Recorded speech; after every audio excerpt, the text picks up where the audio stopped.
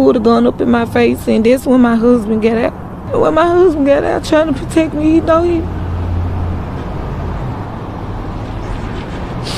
And that's when he shot my husband right in front of me. The police, they came so fast. If it weren't for them, I think I'd be dead too. But they said...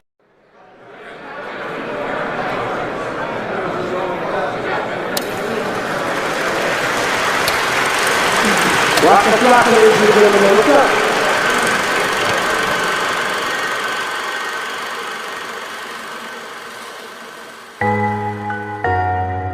Yeah, sit. Fuck it, nah, I'm playing with that woo. My grandma do voodoo. Magic. Fuck it, nah, I'm playing with that woo. We just chopped the head off a goose. Sister living proof. You can't walk a mile in my shoe. You can't even hang with my crew. I'm just trying to get bigger. Staying independent, getting richer. I can't fall victim to the system. Lil' Foolio a killer. Homies trying to knock me out the picture. I'm just trying to take care of my sisters and provide for my brothers. If you playin' cut, then I'ma cut you. I'm heartless, I never love you. Never been a buster. If you ain't from the seats, nigga, fuck it. If Kojak got a problem, I bust it. I been thinking since a 6. I swear I ain't never had shit. Snotty no bad ass jit. Mama short up on the rent. She ain't never know I had a stick. Zion ride, can't imagine this. Nigga knock, I jump the fence. Really, I'm a bitch if I flinch. In that dirty water like I'm Flint. Was Joseph in the tent. Shot a nigga, why would I repent? Pull up on the 2, I was hit. I don't wanna get killed. But fuck it, bro, I'm really in the field. By my respect, could do 100 years. It is what it is.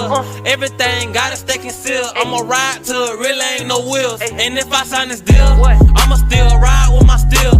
Never gave a fuck about a meal. Judge handing out them years. God can't even feel how I feel. I can't even drill how I drill. Niggas hate me in my hood. I'm thinking that everything was good. Guessing I got shit misunderstood. Wish a nigga would. Refuse to be the nigga saying I could. I just wanna make it out the hood. My grandma do voodoo. Fuck it, now I'm playing with that woo. We just chopped the head off a goose. Sister living proof.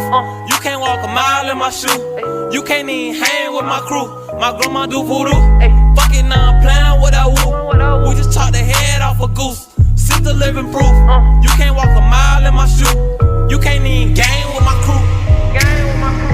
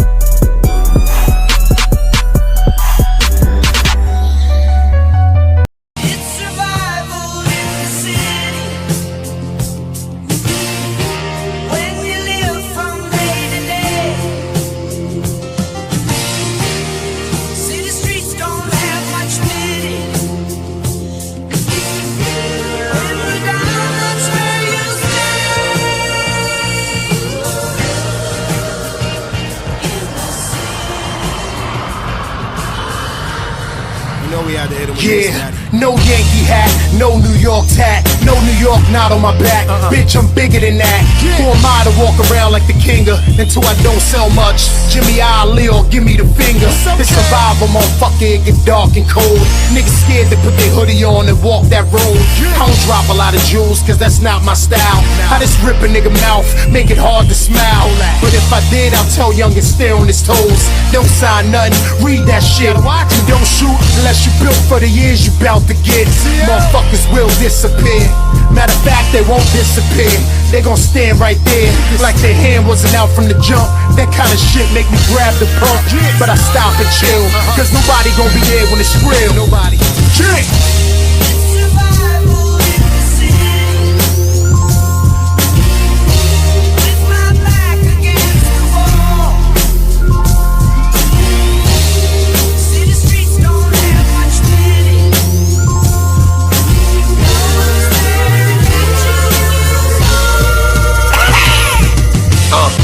Yeah, some is about money, some is about riffing. Depending on how you live, if you could survive different. For the most part, all you should do is try to make it. Reality hurt niggas, so they try to escape it. Me, I just take it and mold it until I shape it. Cause before long, the wrong things become sacred. Not wanting to be the one that they clown on, to have your back against the wall with the 4-pound drum. All because a sucker nigga had a fake frown on. Think about it on every visit you come down on. And it's all from the thirsting. Then it gets worse than, and life can teach you much more than any person. On that note, if you alive, get busy, or you ain't gonna be able to survive in the city. What?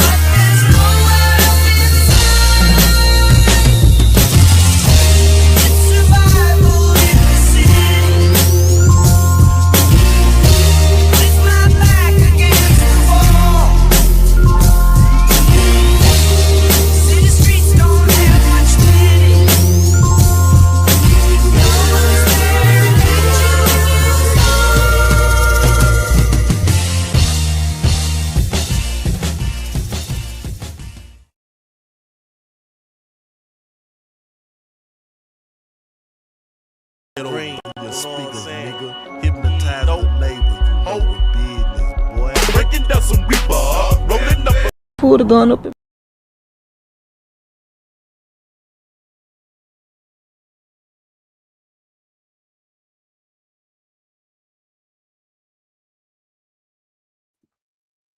Yo, break bread, ho. Break bread, ho. Trace, what's up, man? Can you hear me? Yeah. Just to wake the shake it once again so you know it's on. Oh, what's good with you, Brody?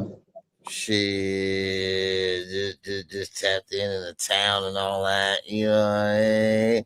Oh, no doubt. Tapped in the town, so you know, a lot of shit going on. I've been doing shorts and you know, giving motherfuckers blues clues, but you know, they all wet behind the ears and the drop in the brain and all that shit, man. You know what I'm saying? No doubt. Nigga the ism, man. Give a nigga the ism, man. Shouts out to the nigga that stand firm on they shit. Break bread, ho. You know what I'm saying?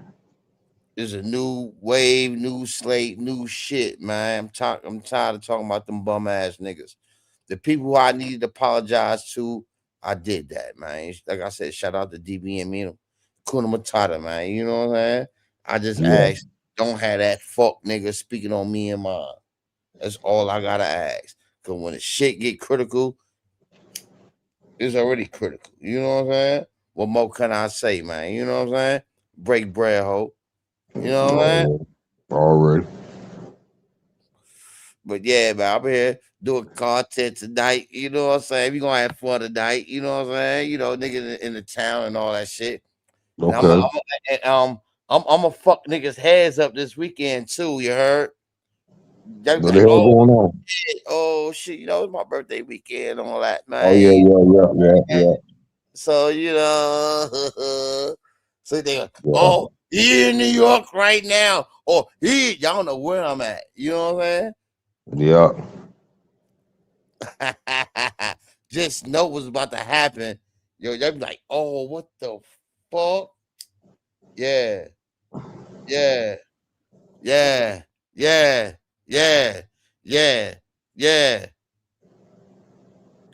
Tell your man R. Henny, man, is gonna always be up and stuck. Cause when I was taking up for his fuck ass, he was trying to run behind that corny ass fuck nigga, man. You know what I'm saying? Real shit.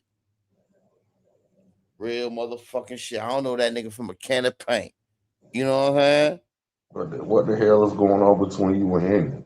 Nah. I'm gonna let you know. He running behind old boy, the fake Aki nigga. You know what I'm saying? The fake Aki. We gonna speak about the fake Aki shit. And you know what I'm saying? Mm-hmm. So he said something in my comment section a few weeks ago. You know what I mean? When me, you, and Taker was here, you know what I mean? I'm spitting my spill, and I said what I said, nigga. When it come to me and that man, mind your fucking business, nigga. You know what I'm saying? Mind y'all fucking business, real shit, bruh. Cause shit get real ugly, and I know where you at, nigga. Fuck you mean, nigga. Yeah, man. You see the doggy Spoety face, man, and bald head into it. You know what I'm saying? And all this Gucci Mane shit getting robbed and all that shit.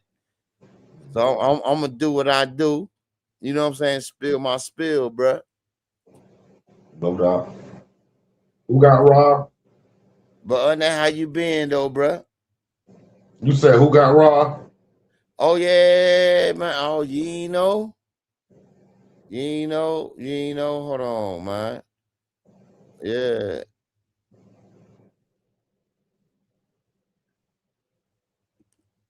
Let me show you some shit. You know what I'm saying? You know, niggas get shot bang free game, man, and it's all over. So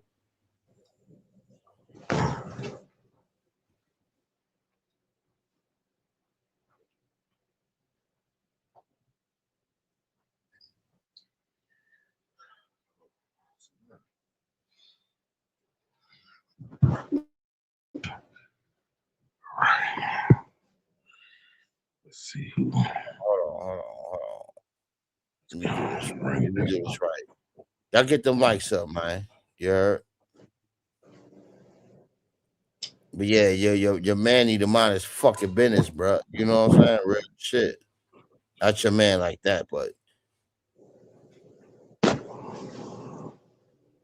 nigga type in my motherfucking comment section. You got your whole motherfucking family up here. Fuck out of here. Eat my dick up to your hiccup. Long nose fuck. But yeah, man. But before I play this video, man, for fair use.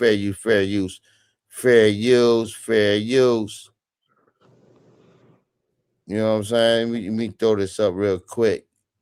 You know, these motherfuckers be funny. You gotta be politically correct around this motherfucker, man. You heard? Hold on.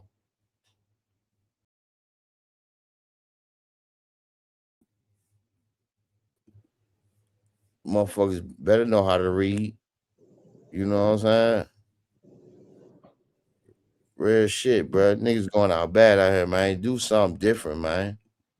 Break bread, hope. This where it all got started from, man. And that's fucked up, man. They did the white label and all that shit. And come on, man. Niggas made classics together, man. You know what I'm saying? Classics. So what the hell happened? I mean, just what happened? Man, this is going on. Gucci supposed to got robbed, but you know when Pooh Shiesty came home, you know Pooh already got a bag. You know they saying I don't know if it's true or not. You know what I'm saying? All this allegedly. You know what I'm saying? What they trying to say? Pooh Shiesty robbed him? And he signed with CMG, but it all lead to Yo Gotti. So I'm gonna break this shit down on how it all happened. You know what I'm saying? All right.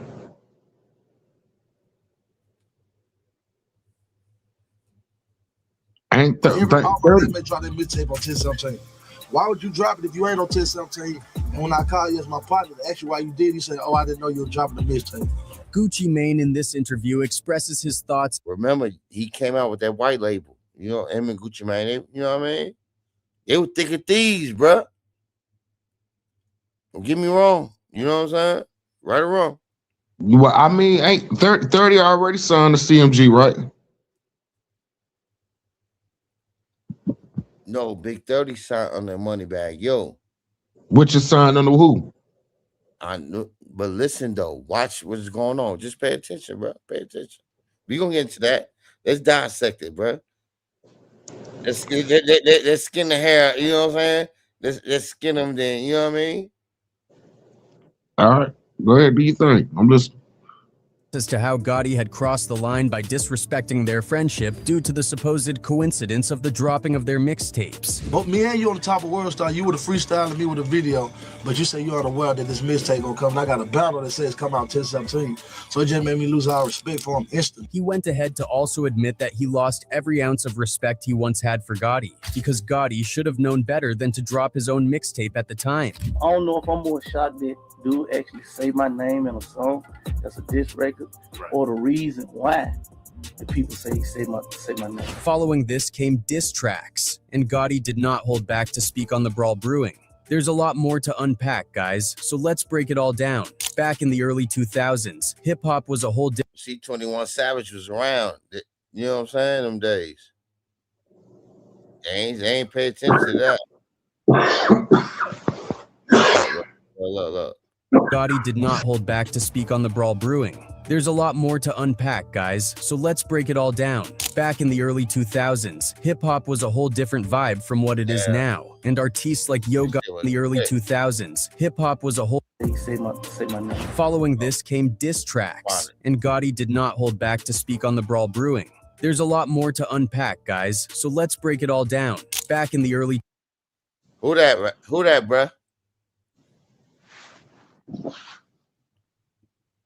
Who that right there, Trey? 21. Oh, that's 21. Yeah, you know what I'm saying? Yo, Yeah, that's 21 Savage right there. With the gold teeth in his mouth, you know what I'm saying? Yeah. 2000s, hip-hop was a whole different vibe from what it is now, and artists like Yo Gotti and Gucci Mane were already starting to make waves. They weren't the big-time bosses we now know today, but were raw and unapologetically tied to the streets, the old-school versions of themselves. Both had rising names in music while keeping their street rep solid. Gucci, coming up in Atlanta, had earned the nickname Ice Cream Man of Zone 6, and one of the wildest moments that solidified his gangster reputation happened during his beef with Young Jeezy, aka the Snowman. It was just something that had took over, that it was just an undeniable smash at the time. So, and then after that, though, it seemed like the two of them.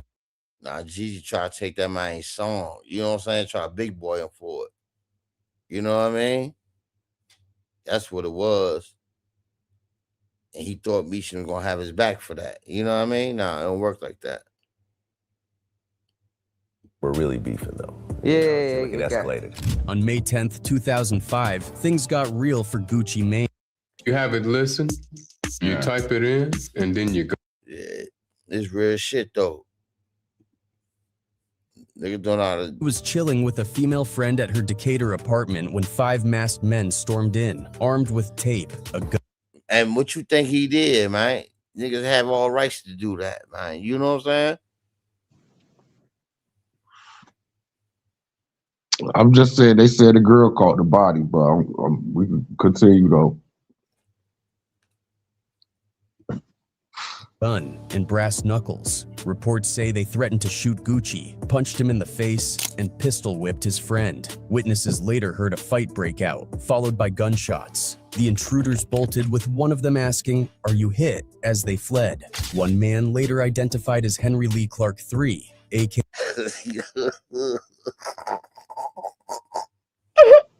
No disrespect to you, said, yo. No disrespect, yo. You for my set. I know, but you get what I'm saying. For my set. I know, yo. No disrespect. Don't get along, my nigga. Just remember that. No disrespect to the Kiwis in no shape or form, man. But damn. That sound like some Shanks King shit. You breaking nigga shit, get your ass blown off. You know what I'm saying? Good. Oh, that's what happened to that nigga? Yeah. Ooh. Oh, I ain't know that. And I got the man. We gonna get gory. I got we definitely got time for that. Look, bro. I don't have a duck on my shit. I can do what the fuck I want, man. You know what I'm saying? Let's go. Charmaine's gonna be all right. You heard? I see. I get to present shit to your shows and everything. I'm gonna do what I do, man. I don't give a fuck about that shit. I ain't got long as I don't talk about them greasy ass motherfuckers, now I know how to do it. It's gonna be what it be, man. You know what I'm saying? Other than that, break bread, hoe, the beat goes on. You know what I'm saying? And you always welcome here, man. Blue Oh, carpet. no doubt. You No know what I'm doubt. saying? Just giving our opinions, you know what I'm saying? On what's really going on. I ain't worried about New York niggas and that man, 50 Cent the king of New York. Man, 50 Cent done rocked the motherfucker to sleep, man. You know what I'm saying? Yeah. 50 is the king of New York, nigga. I don't give a fuck what nobody say. Point blank period. He got them niggas bumping their heads. And I get to see, and I can send you PDFs now. Oh shit. We might do paperwork party at your shit now. Oh yeah. Oh yeah. Oh yeah. Oh yeah. Yeah, your shit a little bit different. Mm-hmm. But I want to send a special shout out to Yo Gotti. I'm gonna give your ass $20, nigga. I want to play your content from last night because you let this little nasty bitch amp you up. Don't do that, baby.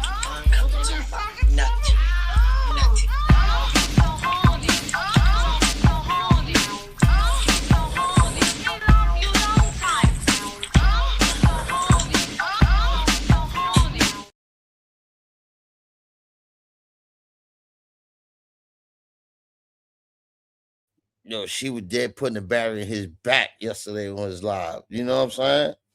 I'm gonna give you $10, nigga. Fuck you mean? But other than that, I'm putting this content right here. You know what I'm saying? Break bread, ho. Be back on this shit. Yo Gotti, Gucci Mane shit. This shit is crazy, man. Cause man, no matter how you look at it, man, people done lost their lives, man. You know what I'm saying? Shouts out, you know what I'm saying? God bless the dead, man. But this shit crazy. And is it karma or what? You know what I'm saying? I'm speaking on some real shit. South nigga to South nigga, man. You know what I'm saying? As they fled, one man later identified as Henry Lee Clark III, aka Pookie Lock, was found dead near a middle school a few days later. Pookie Lock's connection to young Jeezy exposed the bigger picture. Gucci beat the Emder charge by claiming self-defense and later dropped the diss track The Truth, calling out Jeezy with lines like, "A $10,000 bounty put on my neck. Hope you didn't pay him because they didn't have no success." $10,000 bounty put on my neck. I hope you didn't pay them because they didn't have. And yo, that was that shit too, son. Yo, that's what Gucci was on one, bro. Gucci was on one, bro. Gucci was on one. Dig your partner up. Bet he can't say S word. And if you looking for the kid, I'll be in zone 6. Go dig your partner up, bet he can't say shit. And if you're looking for the kid, I'll be in zone. Meanwhile, Yo Gotti was building his name in Memphis with a history that went back to trapping before he was even 12. Matter of fact, I won my first $500 in that hallway right there. And my mama called me with some dope in that hallway. Man, that's Rich Chris Finest, man. Niggas folk been doing that shit, man. Everybody family, man. Those who know, break bread, ho. Oh, when I was about 12, man, that was a thing. But look. Like Gucci, he wasn't new to street drama. In 2010, during Thanksgiving weekend, a fight outside Level 2 nightclub in Memphis escalated into a shootout that left 6 people wounded. According to court records, it all started with an argument between Yo Gotti, aka Mario Mims, and Lance OG Boo Dirty Taylor. About that is some shit, right?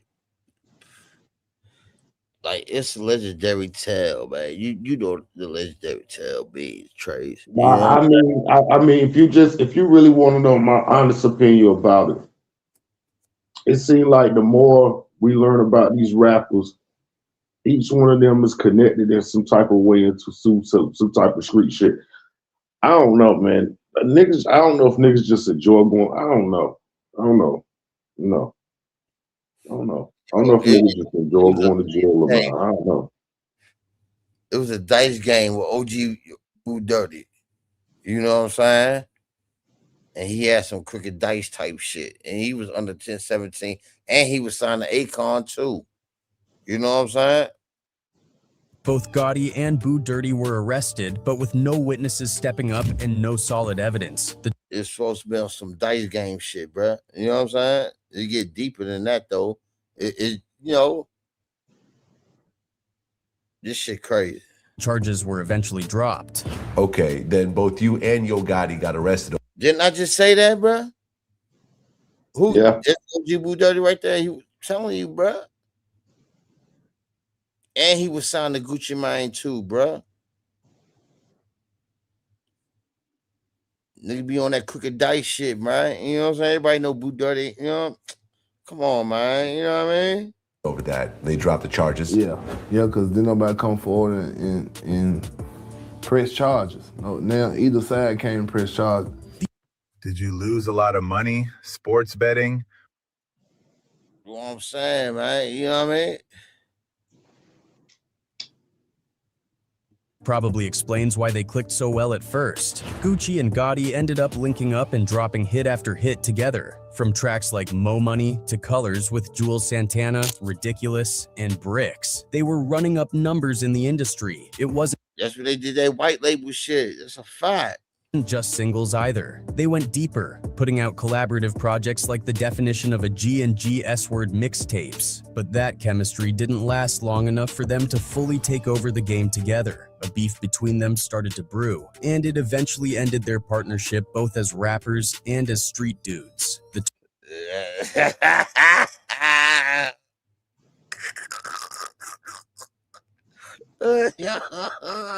Came together. A beef between them started to brew, and it eventually... Yo. The first thing you see. You hear me? Yeah, I can hear you, bro.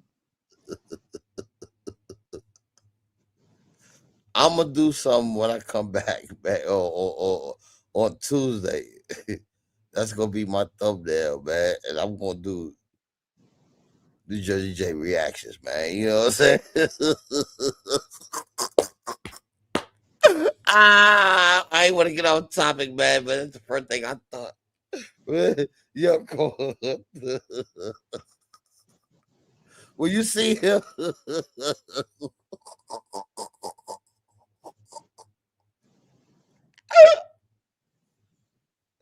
Man, the Jersey J is South Memphis nigga for real.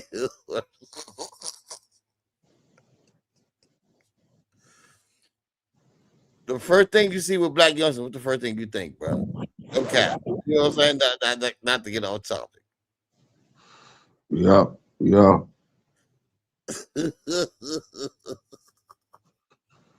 What's that, man? Yo, break bread, ho. Actually ended their partnership both as rappers and as street dudes. The turning point came on October 17th, 2012, when Gucci was gearing up to release his mixtape Trap Oh, that Trap God 3 shit was fire, too. God, a big move for him and his 1017 brand. That date, 1017, was more than just a release day. It represented Gucci's whole identity and his label's foundation. On that same day, though, Yo Gotti decided to drop the next installment of his Coke Music series, CM7, The World Is Yours. At first, And the first song from that, bro. The first song from that, bro. Yo, I ain't gonna be funny, bro. I gotta play this song, bro. And I knew from then, bro.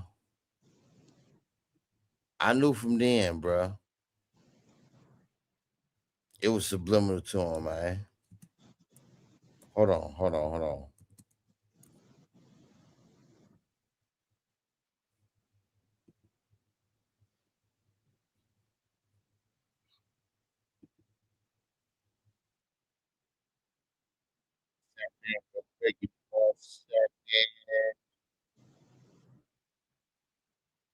That's crazy. He did that, man.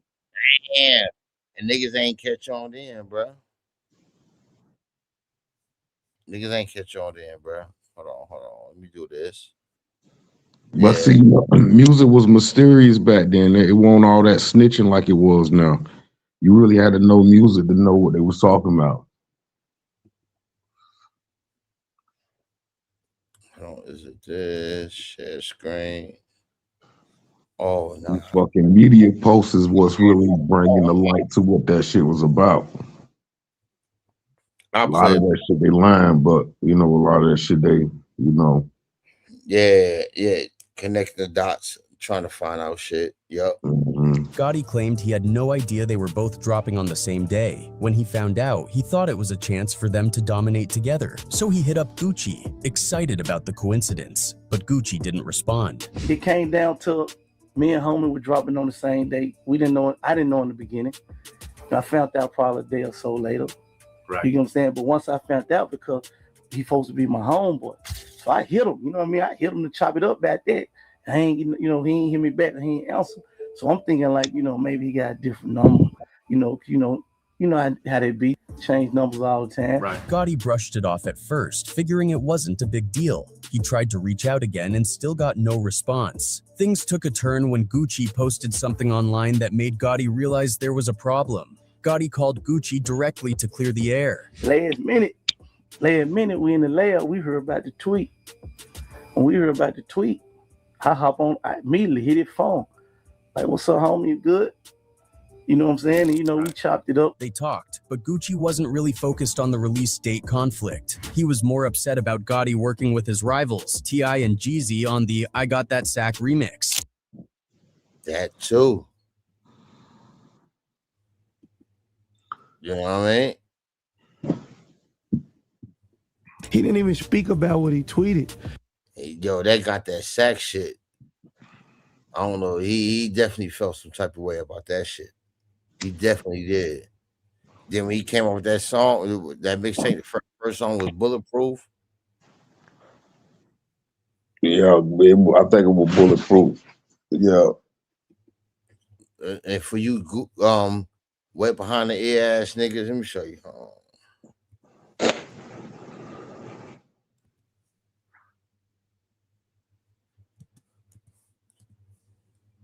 I'm gonna get back to this. Fair use.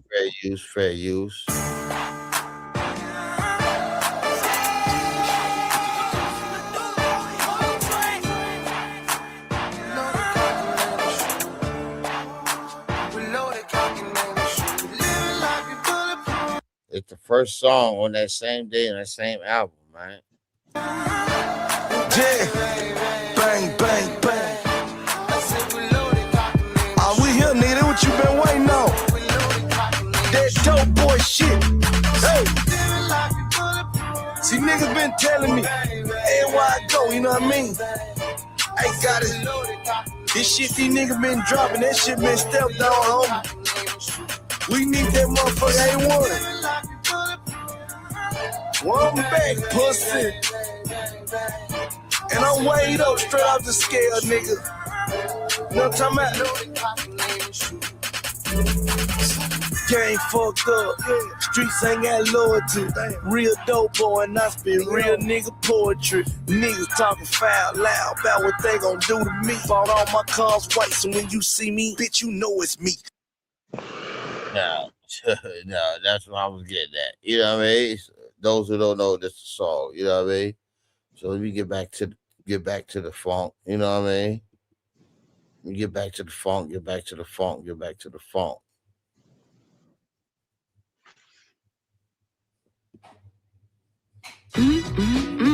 When you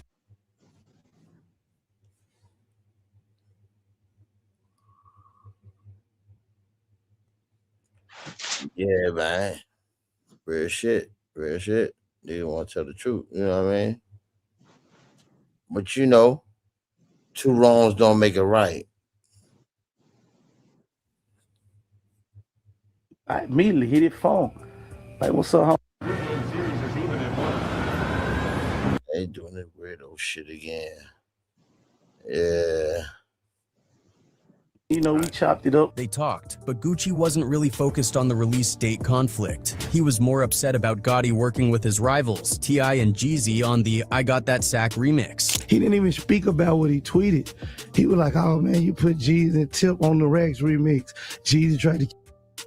I'm like, what? After some back and forth, Gotti thought everything was smoothed over and they would... Gucci was on one end, man. You know what I'm saying? He was on one end. He probably regret it now. You know what I mean? get back to business. To him, this was just a moment to celebrate. They were both dropping tapes, and it could have been a win for both of them. But from Gucci's perspective, it wasn't that simple. He saw Gotti's move as disrespectful, like he was trying to ride the wave of 1017, which was such a key part of Gucci's identity. Out of respect, Gotti changed his release. Gucci couldn't say that, bruh. Gucci wrong for even thinking that. You know what I'm saying? Y'all can hear me, man? Yeah, I can hear you. Nah, that niggas had their own little wave, bruh. Niggas had their own little wave, bruh. Yeah, but a lot of that shit, they was, I don't know, man. Everybody had their own wave and their own, you know what I'm saying? I think all that shit that they had going on, then they mixed them little niggas in with it. Then, you know, it's a lot of shit that go with that shit, man. I mean, I know, and I'm gonna break it down, man. Everybody deserve to lead the hood, but everybody don't deserve to be on them rap tours, man. You feel what I'm saying? You know, much as you want to bring, you know, your hothead niggas with you, much as you want to bring the niggas that's really What you mean by tours and all that? Shit, nah, I mean just as a boss, you got to learn how to start making boss choices. You got to know which nigga play what in what field, my nigga. You as a boss, you got to know which nigga play what in what field.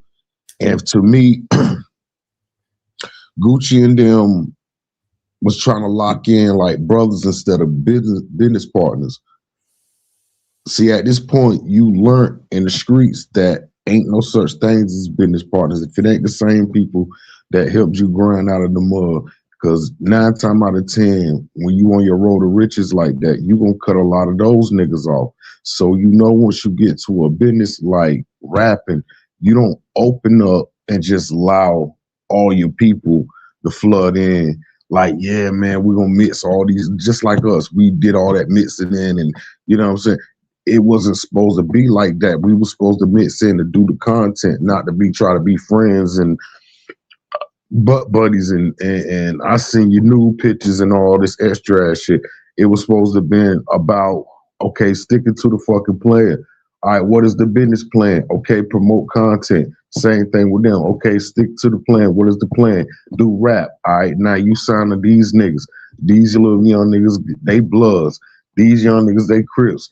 You niggas come from a dope boy strategy, even down to your music matches the lifestyle that you once lived. So once you brought that shit to the internet, that's what who you was. I mean, you painted yourself as a target, and I tell you the reason why you painted yourself as a target. So let's start with the nigga. Let's start with the nigga. Gucci Mane. Gucci Mane once was a nigga known for killing a nigga.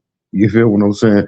Even though it come out years later, he wasn't even a nigga that killed the nigga Pookie Low. It was the girl.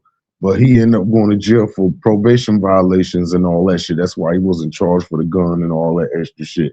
See, once you start looking into the real stories of what's going on with these niggas, then you'll start to understand what I'm trying to say. And what I'm trying to say is, like when you do the due diligence of what's real and what's fake. What's real is Gucci Mane wasn't the nigga that the industry got him to be. Just like the nigga Jeezy. Jeezy wasn't that nigga that the industry was trying to push him to be. T.I. wasn't that nigga that the industry was trying to push him to be. You feel what I'm saying? Yeah, T.I. had the little gun charges and all that extra shit, and they got into a big shootout and all that. That shit come with being a rapper. You understand what I'm saying? Being a rapper and you on these albums, you talking that bullshit, you gonna go through some things. It's just a lot of them not gonna get on Vlad and say cheese and tell you that. But then there's a lot of them that will. That Jeezy got caught up with that BMF shit. Right. So you know what I mean?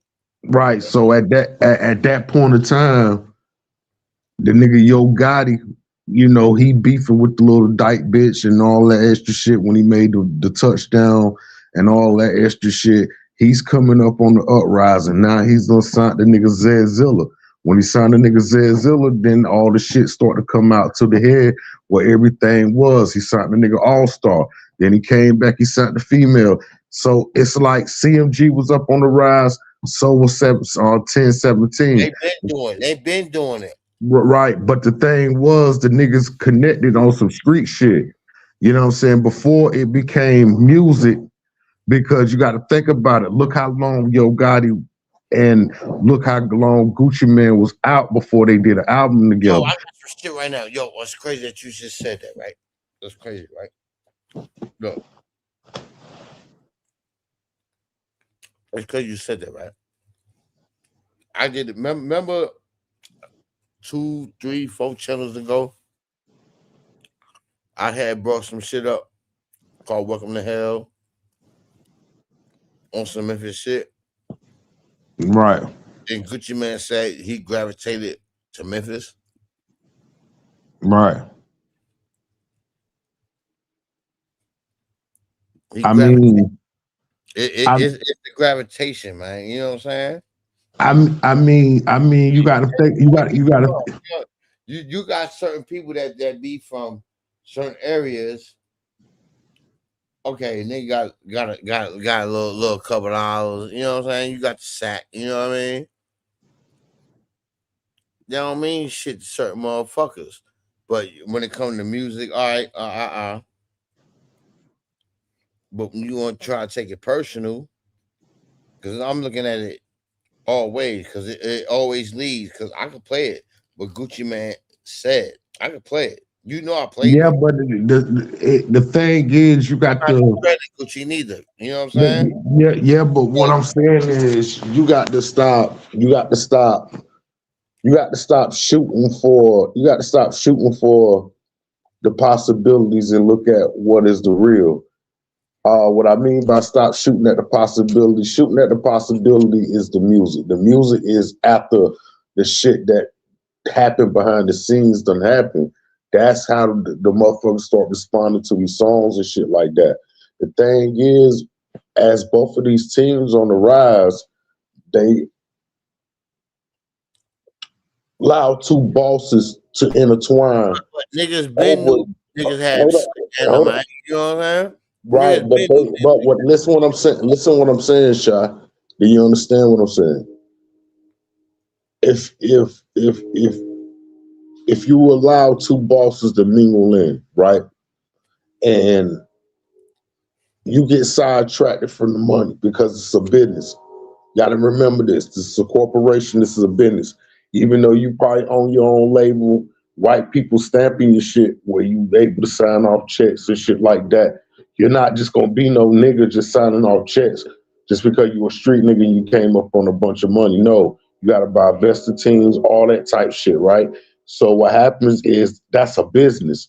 Now the street part of it is what you rap about, the cocaine, the music, the blocks, pulling up, hey man, you could come to Memphis, hey man, no, you come to Atlanta, I pull up in your hood, I got the fucking Maybach, I got all these chains on, and I talk cocaine music.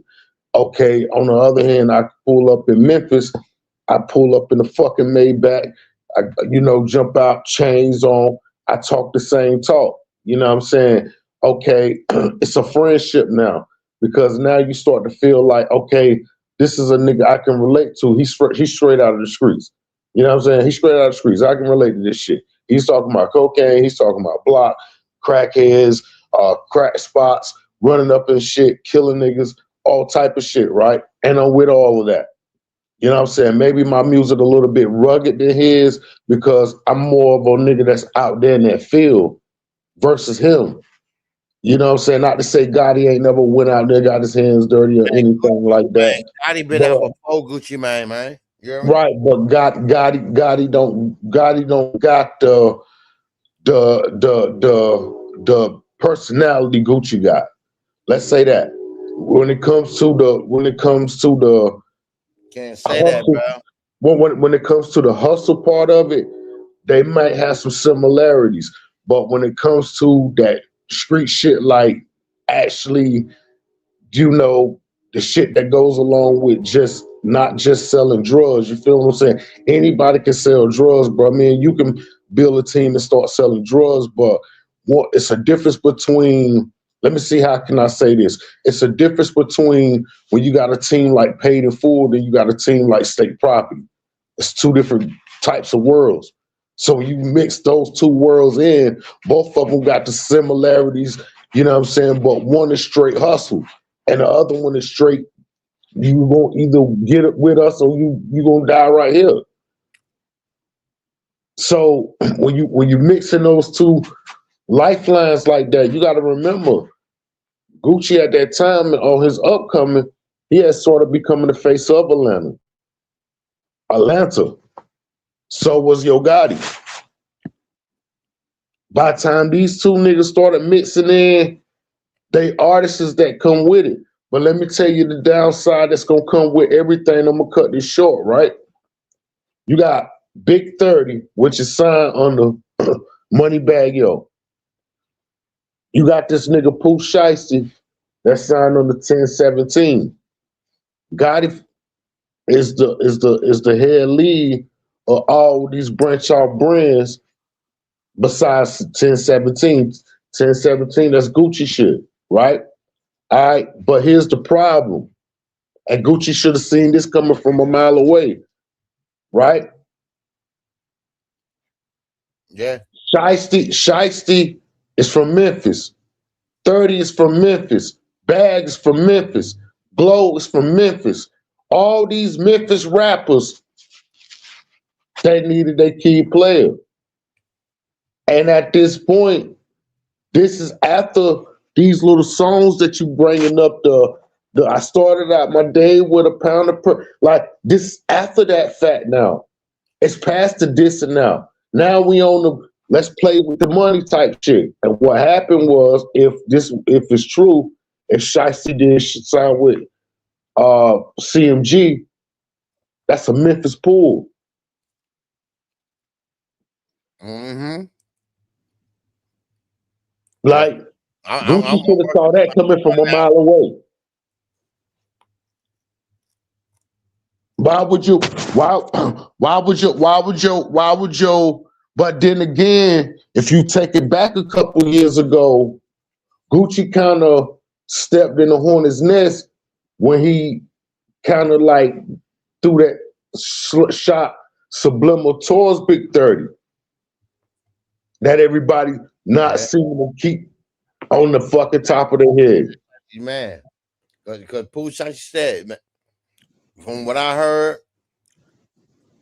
how you gonna sign me, but my man better than me? You know what I'm saying? No Diddy. You know what I'm saying? Yeah, but it go deeper than that. But the meter, Jimmy Kimmel, bro, and he never came out with an album yet, bro. Yeah, but on the meter, it go deeper than that. I don't think Gucci was feeling that nigga 30 at all. He wanted Shiesty all to himself, but Shiesty like, these are Memphis niggas. You got to understand where Shiesty coming from. These are Memphis niggas. And he finding out Gucci don't got that bag like Gotti got that bag. Gotti is tied into the industry hard. Don't get me wrong, Gucci tied in too, but Gucci ain't tied in like Gotti. Welcome to hell. And it tells the jail stories and the jail records. This nigga Gucci go to jail for anything. This nigga fuck around and goddamn start acting like he going back to the big belly sipping lean Gucci. He want to. He out of there. Gotti, it's a different story. It's more of a strategical play. Them Memphis niggas, they gonna stick together. And Gucci should have seen that. Just like he should have been trusting his Atlanta niggas. When he started putting all, when he dropped all his Atlanta niggas and start putting all his focus onto the Shiesty shit and Pooh, what's the other boy name? The one that be popping his hips and shit. The one Fujiano. Fujiano be about to come on in a few months. Right. Baby mama ain't shit. She ain't never seen my son. That's my shit. That was my song though. You heard? Right. So at the end of the day, that's all pretty much. If Shiesty is on that side, that's about the best weapon Gucci got.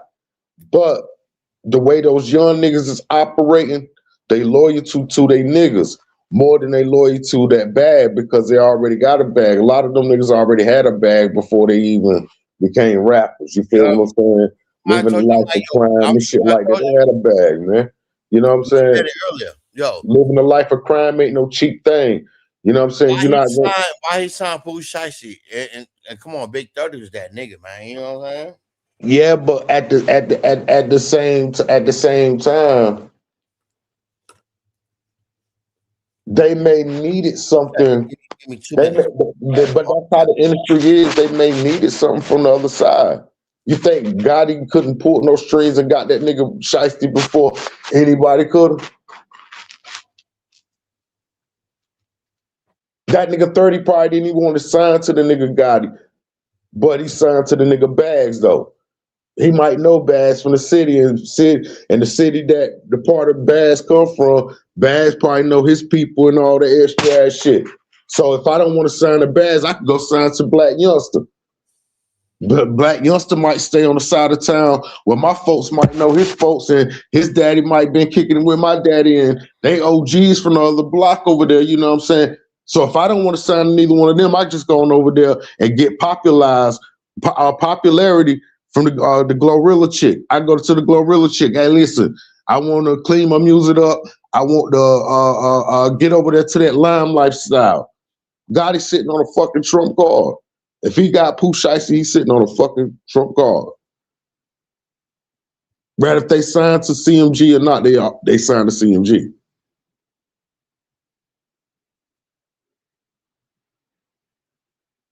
Just like YMBC, him and all them rest of them niggas, they was signed to Cash Money. They was signed to Cash Money.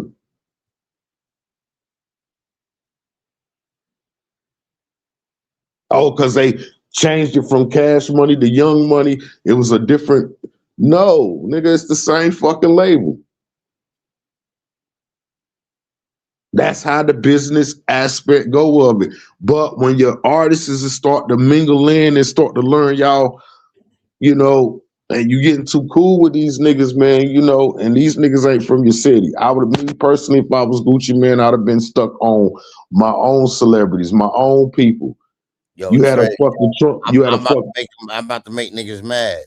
Nigga had a Trump card. That nigga had Amigo. That nigga listen. He could have been the QCP before there was a QCP. He could have he had the Migos. Gucci had Young Thug, Roscoe Dash, all of those niggas, Travis Scott, all of them, right? They was meeting. Gucci made tweets about certain rappers, but did it in a subliminal way. He done with the Geek Squad rap and all this extra shit. And them niggas became multi-million-dollar rappers. So he turned to the streets and got street niggas. And these niggas went straight to prison on them. Nah, so he ain't had nothing to do with him. Nah, the industry still got a fucking blackball on that nigga. Oh yeah, of course. So anything that he touched, they realize anything that. Yo, listen. Hold on, Trace. Listen, Pooh Shiesty was on Jimmy Kimmel, bro.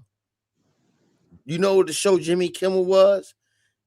Yeah, when you fucking with a nigga like Gotti, I just told you it's a different. Pooh Shiesty was on the Gucci man. Yeah, but what I'm telling you, it's a different. With an album or nothing, bro. Like you got to understand how the possibilities be endless on now. This is who we want right now. You know what I'm saying? Yeah, but one song, bro. Pooh Shiesty did one song. Listen to me, bro. Listen to me. And this the part you're not. Listen, Shy. This the part. Shy. This the part you're not understanding. NBA YoungBoy did the same thing when he came out with that song No Smoke. I can break that When down. NBA YoungBoy came out with that song No Smoke, NBA YoungBoy ain't had to look back since then. It was a couple times people thought NBA YoungBoy was gonna flop in between that, but when he made that song No Smoke, do you know the boys that mind he triggered then? There's a lot of them that don't fuck with NBA anymore. Yeah. But back then, that's when I was bending the blocks and going around the corners and shit. That all was on the radio. Same thing with Pooh Shiesty. When Pooh Shiesty first came out, I heard it on every radio around town. Man, that's a different the only one that was playing Pooh Shiesty, man, in New York, God bless his soul, was K. Slade. Yeah, but you talking about New York. I'm in the South. I know. You know what I'm saying? And all that trap. Niggas already been knew about Pooh Shiesty though, bro. Cause you know, niggas right. ain't certain shit, bro. But matter of fact, the nigga, you know what I'm saying? Before y'all even before niggas in New York realized the nigga was already at that level, we already had knew 4 or 5 months before then. Just like when Scarlett jumped off of the porch, y'all already knew that Scarlett had jumped off the porch. Story short, my nigga was on Jimmy Kimmel.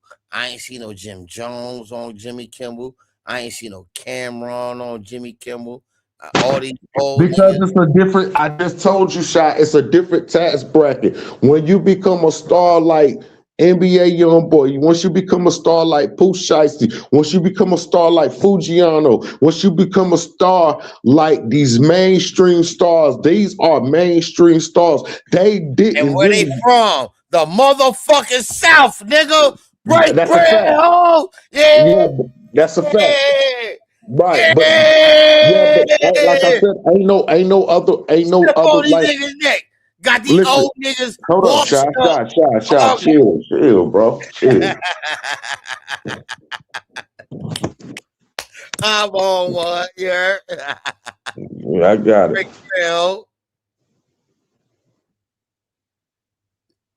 But nah, but see, but that's what I was telling you in the industry. With that music shit in the industry, they downfall is not about records, because the black Southerns produced a lot, just like Northern rappers produced so much. They was the birth of hip hop. You know what I'm saying? So we could never forget where hip hop came from. And I wouldn't be up here just saying, oh yeah, we pulled out a lot, but that took years and manipulation from DJs and shit like that. Because can't nobody justify what's hip hop off from where the next person from, bro. You know what I'm saying? Nah, I mean, at that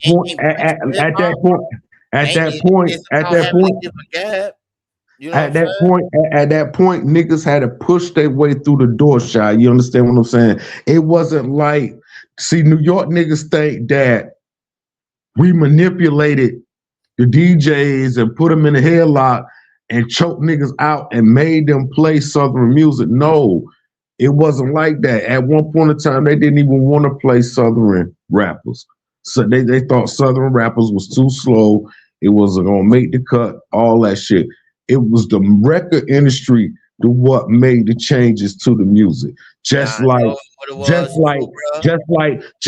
they went from censoring to every word that you said in the song to now you can say whatever you want to in the song. That's the record industry that did that. They the one that pushes the DJs. They the one that tell the DJs, hey, this is gonna pop, this is gonna go, this is what it is. The fans don't have a choice in that type of shit. So they get that misconstrued with the Southern rappers and Southern music producers. We didn't push no fucking New York people to push our music. When Outkast and them, hold on, Trace. All right, you going to a strip club, right? You going to a strip club. You know what your intentions on going to a strip club, right? Why would I listen to a motherfucking boom bap bop bop bop bop bop bop bop bop power to the people shit? Then you hear slob on my knob, man, and bitches popping their ass. That bitch come out the woodwork. Yeah, you already know how that shit go, bro. Yeah. If the motherfucking hoes ain't shaking they motherfucking ass in that motherfucking club when they hear that motherfucking 808 in the motherfucking spider beat, all that, man, they already know what it is, man. They whine with their shit, bro. You gotta get with the program, man. A motherfucker can have a nigga say, oh, he whack. But soon, yeah. They say he whack. That's how the New York niggas look. You know what I'm saying? No disrespect to New York, but you know what I mean? But I you go mean, down south, that same motherfucking song, nigga, a bitch paying her bills, and you know what I'm saying?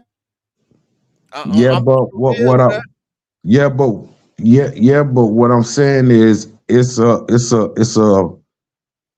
a thing that side of the culture always looked at down at us like our people pulled all these screens. No, y'all these mainstream fucking DJs was fucking New York DJs. They was up northern DJs and all of that. Once upon a time, South niggas couldn't get in like that. They had to go through up Shouts northern out to people. K Slay that bridge the gap, man. Right. So like, but even he had to go and lean in and fuck around and lean on a desk and say, hey man, listen, I got this, because it wasn't possible. So what happened was when you had main producers like Jermaine Dupri, who really sit on the fucking mountain of outselling any fucking artist when it comes to records, producing and all that shit, right? Yeah, Which is a lot of what it don't matter. We talking about the history of what the South was represented from. A nigga from Atlanta, it took a nigga from Atlanta to really sit down and start cutting out fucking deals, and how he did it, and how he did it. He opened up the bro. What else was it, bro? Because I could pull it. I could pull it up right now. Ain't nobody got it like Jermaine Dupri, bro. Jermaine Dupri is one of the top niggas from the South, bro. But watch this though. You know what I'm saying? We can agree to disagree. That's why I love the content. You know what I'm saying? See, this was needed. Watch this. Dominated the airwaves, with boom bap and stories of the struggle in the East, and G-Funk with its party-oriented and raw gangster music in the West. Southern rap, however, was harder to define and wasn't taken as seriously by the mainstream during this time period. As a result, many rappers released music independently, without a label, resulting in a wide variety of sounds and experiments.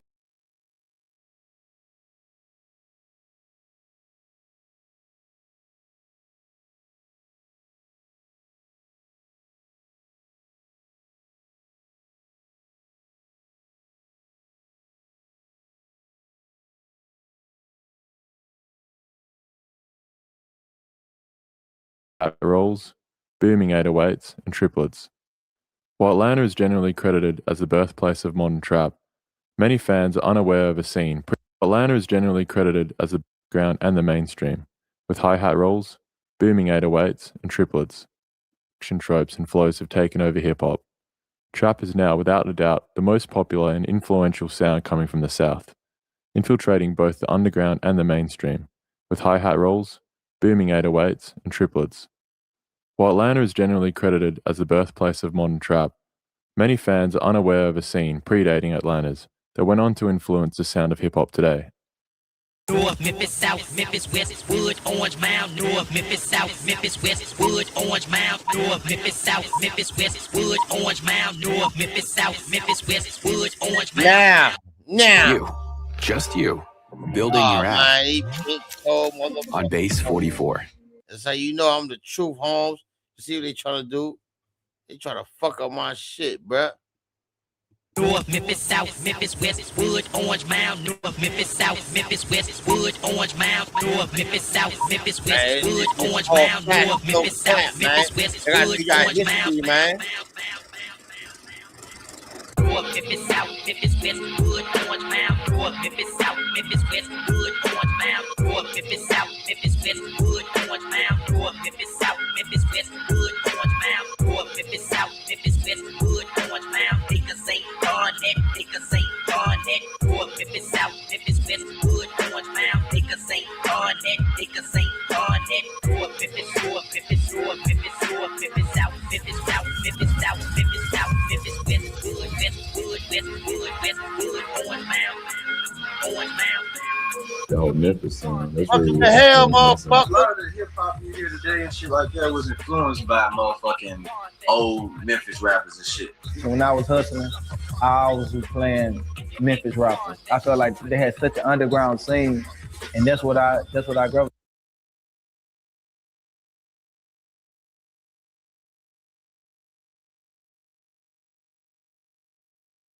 You hear today and shit like that was influenced by motherfucking old Memphis rappers and shit. When I was hustling, I always was playing Memphis Ain't that what he said? rappers. I felt like they had such an underground Yeah, scene. but hold on. Pause that for a second. You talking about Aspire music versus a person. Gucci Man is Aspire. The young dude saying that the music from Memphis was very aspiring. It was. Hold on, wait a minute, Shy. Also, Louisiana music was jumping like that. Matter of fact, if you go over there, you look at Uncle Luke and all them from the 305, they was popping a little noise too. A lot of fucking states in the South was very influential when it came to music, right? But what I'm telling you is, ain't no other artist that come out of the South like that nigga Jermaine Dupri. You understand what I'm saying? He ain't from the South. I'm not saying so far as in lit music. I'm not saying that Jermaine Dupri got he the hottest rapper. He ever had a hot time. I'm saying so far as a industry pioneer, the one that was started out like a stage act and became big like Russell Simmons. You see what I'm saying? We're not talking about Aspire music because we can play Aspire games all day. There's people that overroute Memphis roots when it comes to hip hop roots. There's places that outpopulate New Orleans when it comes to Southern roots. But what I'm saying is to you, when it comes to a person like Jermaine Dupri, look at the background story of Jermaine Dupri. He got it from his daddy, man. You know what I'm saying? Maldine wave. A lot of them got it from their parents, my nigga. You understand what I'm saying? We talking about simply what he did. We're not talking about what his daddy gave him and he living off of daddy money. No, we talking about what he took and he went from that point, because you got to remember Jermaine Dupri came out when he was a kid. Rose Gold, break bread, hold the South, got something to say.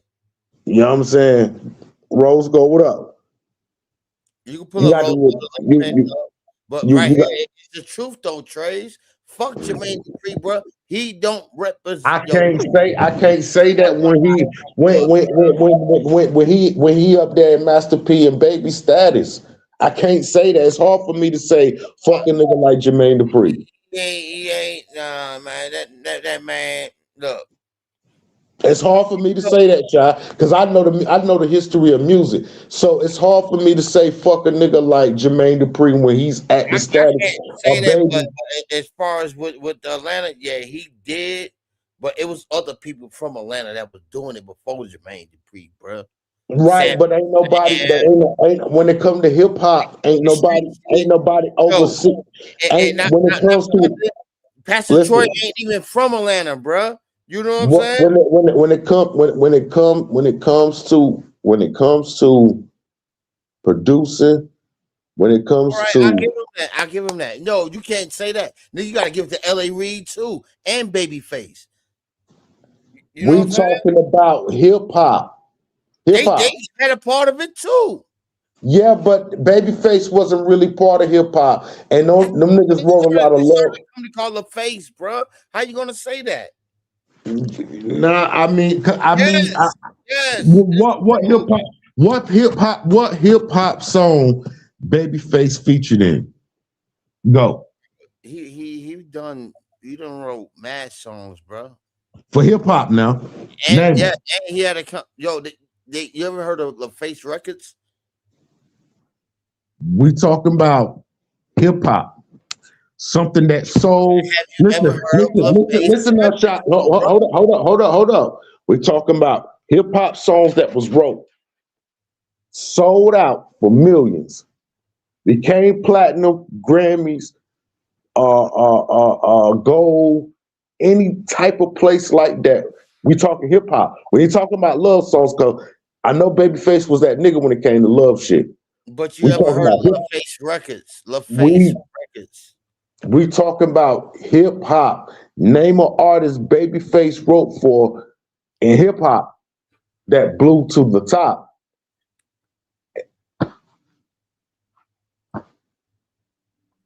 That's what I'm saying. Jermaine Dupri, I can name over 40 fucking rappers that came from Atlanta that Jermaine Dupri gave the fucking. But they all came in from under LaFace.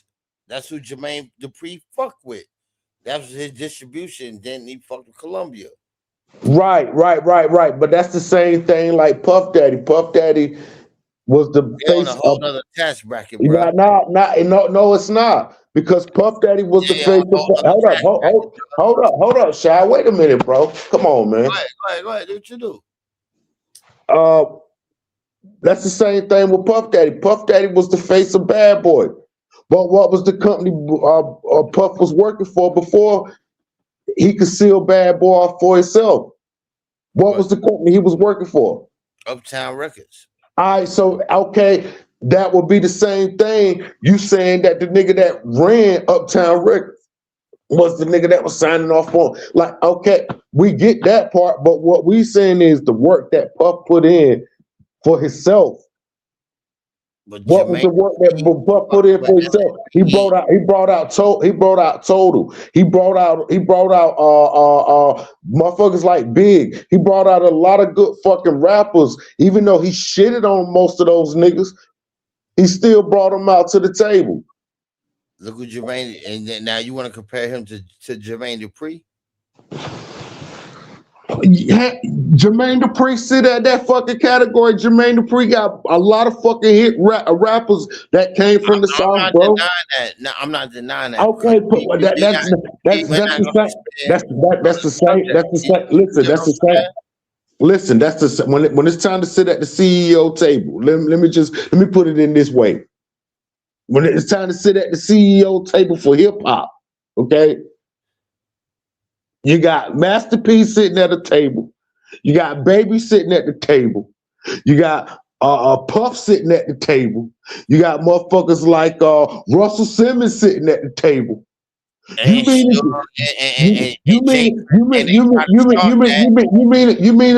to tell me? They try to start that.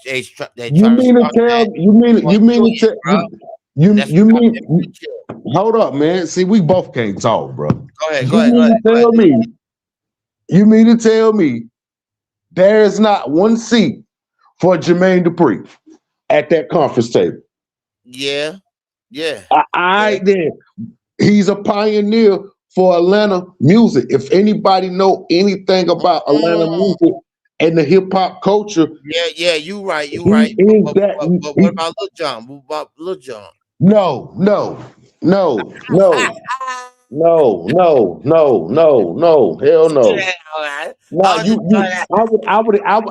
I would have respected if you would have gave it the bum. I would have respected if you would have gave it the Bun B or 8 Ball of MJG. Even though they don't even make the seat at the conference table, but Nah, I rather for you gave it to them. As far they not CEOs. I understand what you're saying about the CEO wise. Yeah, when it's time for us to sit all the CEOs to the table that bring all the fucking hit records. Try that, If we bring all the CEOs to the table that drop straight hit records, Jermaine Dupri gonna have a chair up there. No diggity. No fucking diggity. I don't know, man. I'm telling you. You do your homework on that nigga Jermaine Dupri, my nigga. I understand, but look, I like this shit. See, I love this shit, man. Yeah, do your homework on that nigga Jermaine Dupri. That nigga Jermaine Dupri ain't no. Yeah, Jermaine Dupri did have an impact on hip hop. Yes, he did, bro. A big one. He did. A big one. Yes. I'm talking about a huge one. But don't forget now. He did, but it wasn't on no street shit though. Don't forget. Not see, they was recognized at that time when Jermaine Dupri and them came out. Jermaine Dupri wasn't no gangster rapper. He was the cool guy. And the Ferrari Jaguar switching 4 lanes. So funkified. Jermaine Dupri, listen, man, Jermaine Dupri wasn't recognized as the gangster nigga. You can't go find one record that Jermaine Dupri was gangster, but he was the cool nigga. He was the cool nigga. He was the nigga that had the Wayne glasses on with the fucking gap teeth, with the button-up shirts. That was Jermaine Dupri. Word up. Hey. Word up. Hey. Word up. Hey. For real. Jermaine Dupri. And then he struck a gold mine. His biggest gold mine. I don't know how he slipped. Nah. It was Chris Cross, nigga. Chris Cross and them was an I collaboration. That's put him on the map, man. That's what put. I'm not saying what put him on the map. I said his biggest collaboration. I ain't say what put him on the map. He did a lot of shit. The Mariah Carey shit. I ain't say what put him on the map. Because you got to think about it. He had some banging collaborations. He didn't just have collabs. He had bangers. I'm gonna be honest. To me, the only thing I ever heard him do that was the beat was nice was Hating Your Blood. To me, me personally, that that nigga came out when that nigga came out. That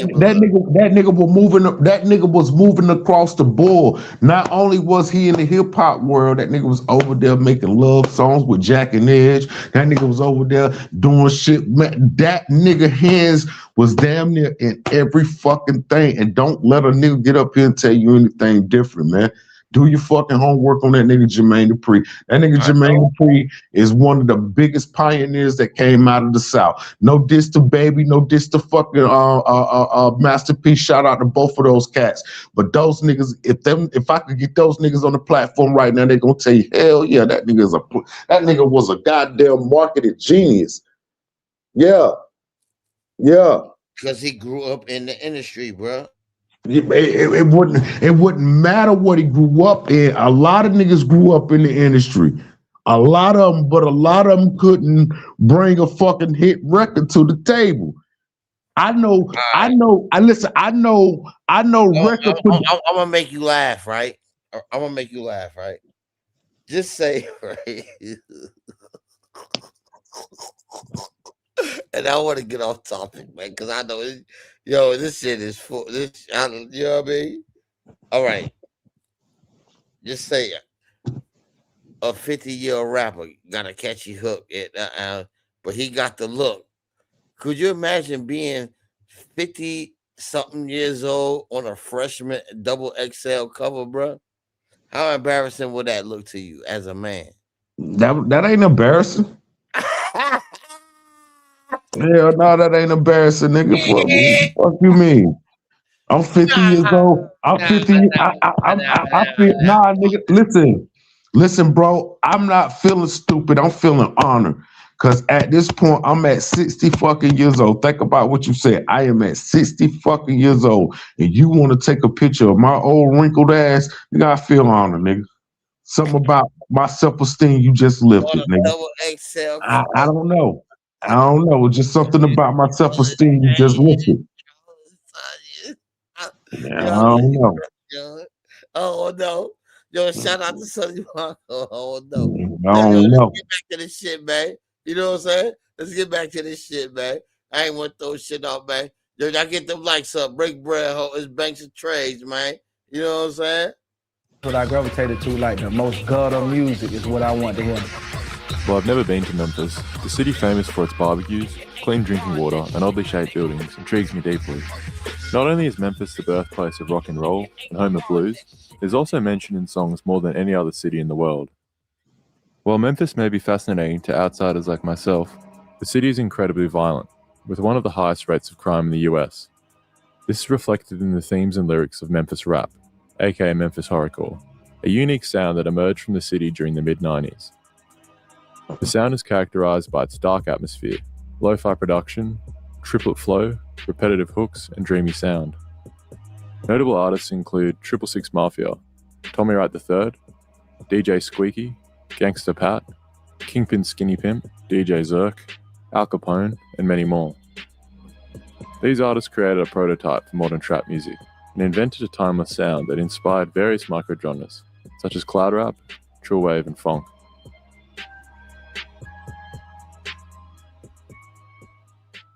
Like many other niche scenes throughout history, Memphis rap went on to influence genres that surpassed the popularity of the original scene.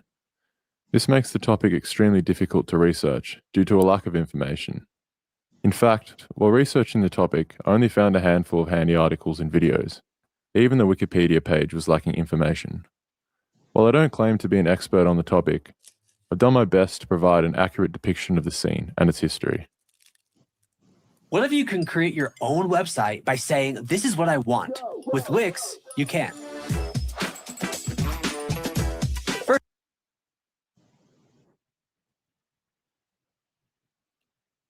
Fair use. The first thing that needs to be addressed before going any further is the question of how Memphis rap originated. Many listeners lacking a deep understanding of the scene credit 3-6 as the pioneers of the style. However, this is far from true. The godfather of Memphis rap was DJ Spanish Fly, an electro DJ Spanish Fly, smoking onions, real shit. Who began dropping his own songs between mixes and sold tapes at the clubs he played at. Fly's music was a catalyst for change in the rap landscape. His use of 808s, darker subject matter, and electro influence foreshadowed the sound of early pioneers. DJ Squeaky followed Spanish Fly and further developed the sound. His beats were dark and menacing. For a brief moment, Squeaky was the go-to producer, with rappers such as 8Ball and MJG, Skinny Pimp, Tom Ski Mask, and Criminal Man gracing his beats. Squeaky's sound went on to influence 666 Mafia. In fact, DJ Paul and Juicy J's first tapes sampled sounds from Squeaky's beats. These bootleg sounds caused ruckus within the scene. Squeaky explains in this 2012 interview that 666 were copying his style, beats and hooks. While these allegations may be true, I believe 3-6 really perfected the sound and left their mark on the scene with classic tracks such as Player Haters, Riding in the Chevy, and Break the Law. In fact, the whole of Underground Volume 1 is one of my favourite tapes and is a classic from back to back, and a great entry into 666 Mafia's discography and the Memphis scene as a whole. Memphis rap history wouldn't be complete without mentioning Number One Suspect by Gangsta Pat, the first major label release coming from the city. In the same year, 8 Ball and MJG made their debut with their underground album Listen to the Lyrics, which was followed up in 1993 with Coming Out Hard, a highly regarded and influential Memphis classic, also sampled by 3 6. Unfortunately, Memphis rap history is an extremely complex topic. Luckily, L Dialogue, a rapper from Memphis, created a song titled The Unofficial Story of Memphis Rap, which goes into great detail about the roots of the sound. The link to this song will be in the description, and I highly recommend checking it out. The Memphis sound isn't the most accessible hip-hop subgenre. The thick southern accent, lyrical content, and lo-fi sound can be off-putting for many. However, these twisted, mysterious, and otherworldly sounds are what intrigue me the most about the genre. One moment I can be feeling euphoric as ambient samples wash over me until the track changes and I'm greeted by devilish laughter and unsettling, demonic, trance-like vocal loops. This unsettling, drugged-out atmosphere of Memphis rap was a result of DIY recordings using equipment like 4-tracks and cheap drum machines. These machines were extremely basic and forced producers to experiment within their limitations, resulting in a unique and recognizable sound that stands out from the crowd. Drum patterns programmed on the TR-808, usually sequenced in halftime, are the backbone for Memphis production. The sounds featured in this legendary drum machines are extremely distinct, with thick kick drums, snares that sound like gunshots, and twittering hi-hats. One of the most recognizable sounds coming from the machine is the 808 cowbell, used in many tracks to create creepy melodies. Yeah, the 808 triplet float, you know what I'm saying?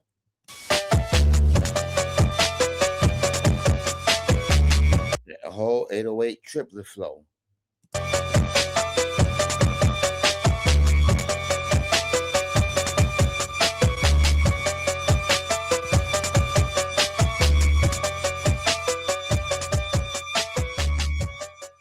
Similar patterns can be heard in modern cloud trap. For example, this Hard in the Paint remix by legendary producer Suicide You. Fuck, I go hard in the motherfucking paint, nigga. Leave you stankin', nigga. What the fuck you thinking, nigga? Nigga know about them days, you know what I'm saying? Die for this shit or what the fuck I say.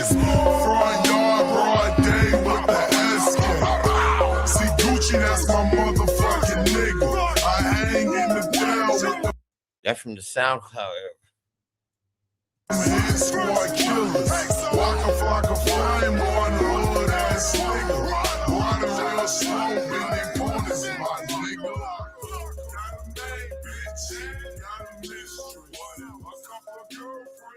Match with a local TurboTax expert at our new in-person locations. Their special.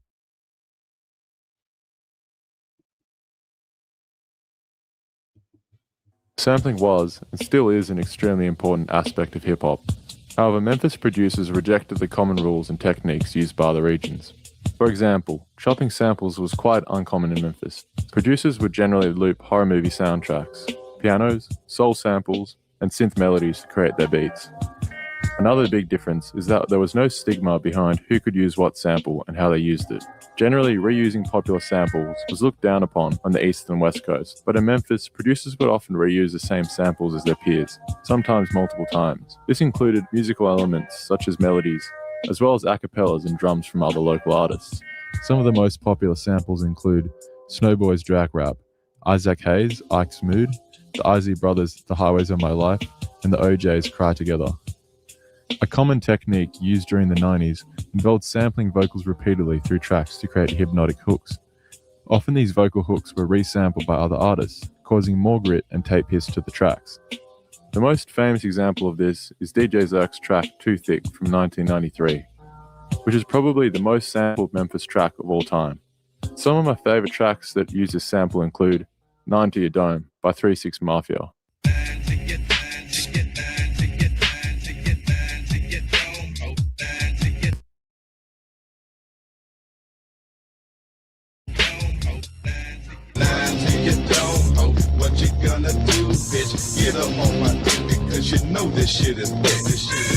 Little Noid talking shit.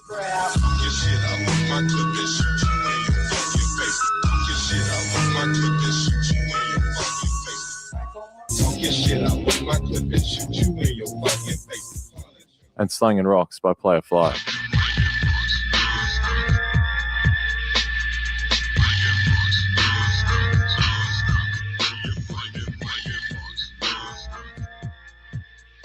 Slanging rocks, non-stop, snatching purses on your block. If you can't deal with this, no need to fuck with bugs.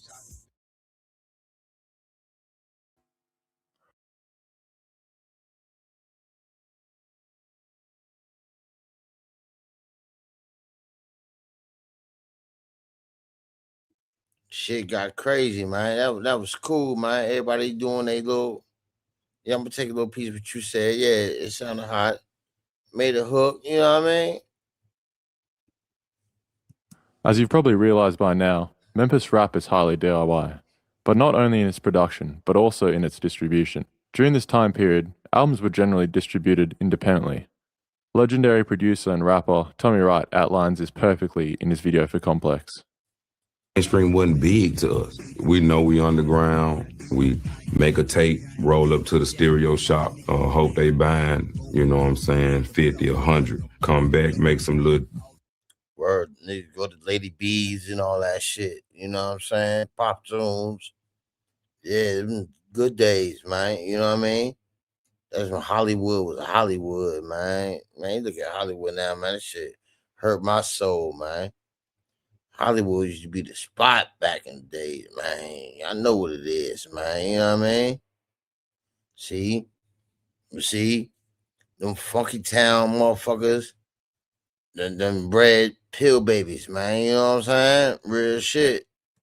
Hand-drawn flyers, stick them up somewhere, put them out there, and hope that the store call you back needing a re-up. You know what I mean? These do-it-yourself approaches to promotion created a strong culture that has lived on today with the advent of independent streaming sites such as SoundCloud and Bandcamp. In fact, many Memphis revival artists continue to release music on the tape format, such as Little Ugly Mane and artists from Doom Shop Records. Tapes from the original scene can be found on eBay and Discogs occasionally, but due to degradation, these tapes are becoming extremely rare and difficult to find in working condition. Fortunately, collectors and fans have uploaded most of the great... Anybody trying to bury that shit, they can try to blackwash the roots of what the South, what it is, man. Texas niggas, Memphis niggas, New Orleans niggas. Man, Atlanta was known for that booty shaking shit, man. We all know that, man. Fuck out of here, man. When they come that gangster shit, niggas know what it is, man. Break bread, ho. Greatest tracks on YouTube and blog sites, allowing for future generations to enjoy the classic sound.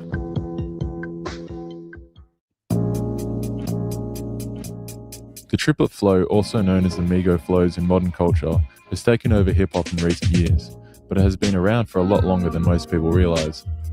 The flow lends itself to halftime beats and was an important aspect of the Memphis sound, with artists such as Lord Infamous, Lil Yo, aka Yo Gotti, and Coopster, using this technique to create powerful punchlines, tongue twisters, and rhythms that have me impressed and confused at the same time.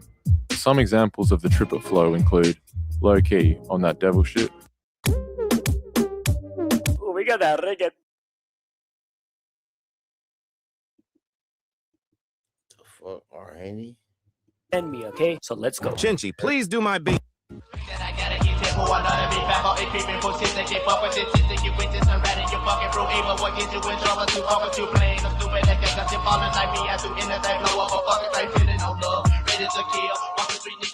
Lil Yo, Creepin', That's Yo Gotti, y'all.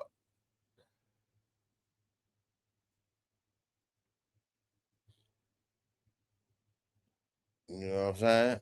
Now, see?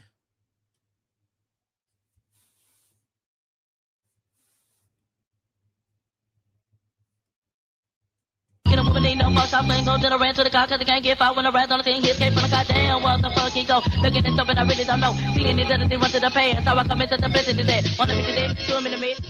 But the real mastermind behind Triplets is Lord Infamous. Rest in peace, Lord Infamous. Rest in peace, Lord Infamous, man. Break bread, ho.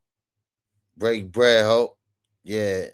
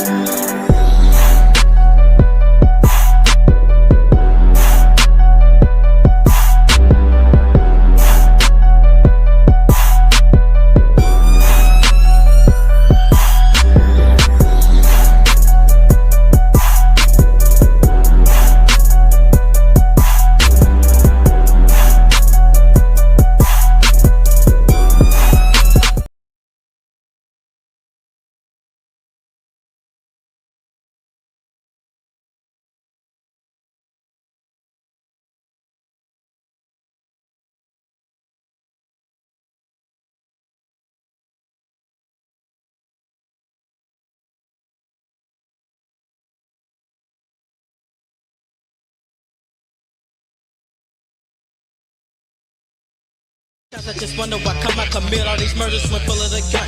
Yeah, I smoke at the second, I load up the full metal jacket like I'm in a trunk. But the drummer begins to blow up, I'm corrupt off the yeah. End up blush like bust when I light up the fuse, I like niggas that die. Oh, I was on mute. Oh, Paul, you know you is.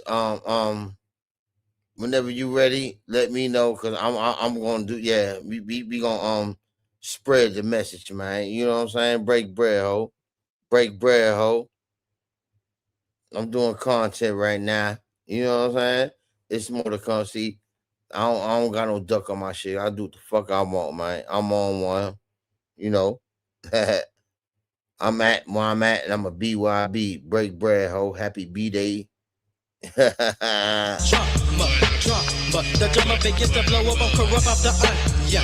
End up blush like bust when I light up the fuse, I like niggas that die. Disputes over the origin of the sound sparked beef between Bone Thugs and 666 during the 90s. However, it is not completely clear where the flow originates from. The flow has stood the test of time, becoming the dominant sound in modern rap. Mainstream artists such as the Migos, Lil Uzi Vert, Kanye West, and many more have used the flows, as well as underground artists such as Suicide Boys, Bones, and Denzel Curry. In combination with triplets, Memphis rappers often deliver their lyrics in a creepy, high-pitched singing voice. My favorite example of this is in the track Robbers, in which Coopster delivers haunting imagery of psychopathic. Man, what you said? Robbers that hang in the hood with it, ride clean, nigga. Y'all nothing about that shit.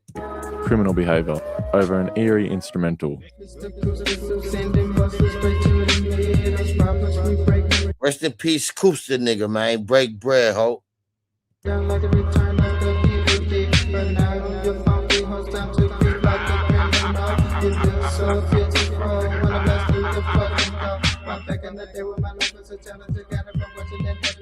This vocal performance is both spooky and dreamy, creates a dissociative experience for the listener.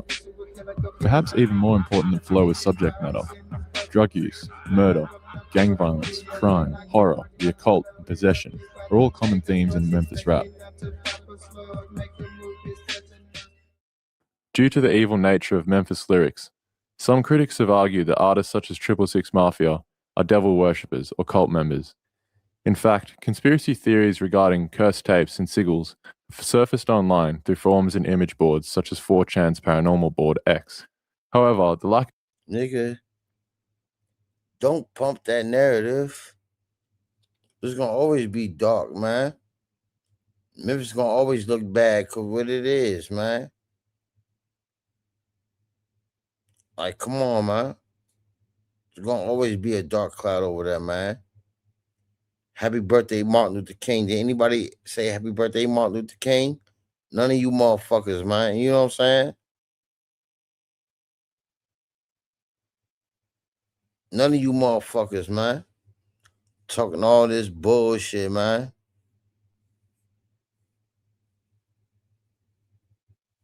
Of information makes it difficult to research or validate and remains a mystery. Memphis rap is also famous for its slang and difficult to interpret lyrics. A great example of this is the hook from Riding Steamer on DJ Zerk's Underworld tape.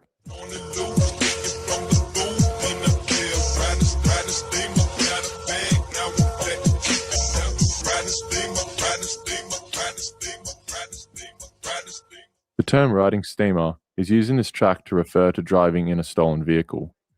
Other famous slang includes make a sting. You're gonna make a sting, man. You know what I'm saying? junt or joint, and anna or animosity. However, the most iconic slang word is fairly simple, main, which is a popular way to pronounce the word man in Memphis. Man, Hernandez, I know you watching, man. We gotta find Lady B, man. You know what I'm saying? I always had a crush on Lady B, man. You know what I'm saying? I want to do that topic too, man. Is that Lady B or Skinny, man? You know what I'm saying? Memphis tapes are always referencing local areas and real events. Their lyrics can often be wacky, bizarre, and otherworldly, as the scene puts great emphasis on style and less on lyricism and rhyming. This way of thinking has really helped hip-hop move in a new direction, which can be seen in the rap culture that followed in the 2000s to the present, especially with artists such as Lil B. While the genre remained mostly underground during its heyday, the scene gained a cult following online through blogs and YouTube channels, which helped to introduce a whole new generation to the music. Some of my favourite channels to explore include Psychopathic Savage, Soldiers from the North, and many others.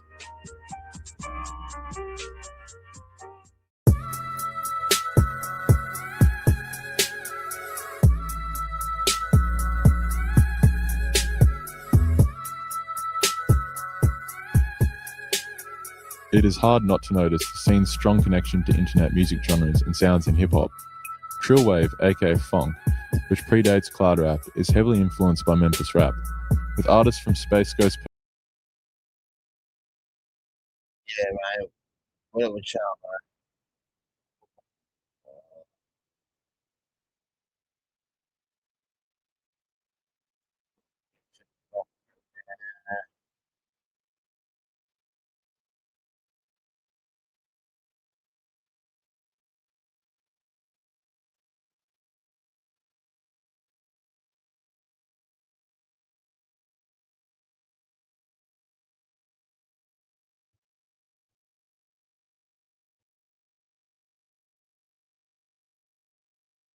Damn, yeah, they ain't just a drummer for real, for real.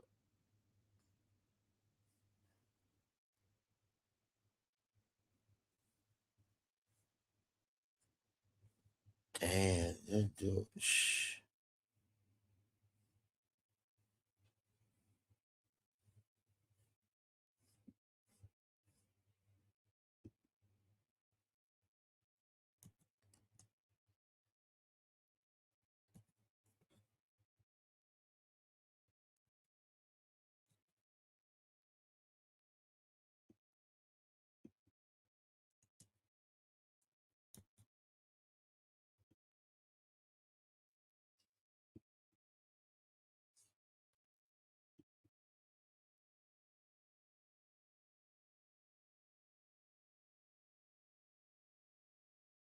Yo, your hair, your hair.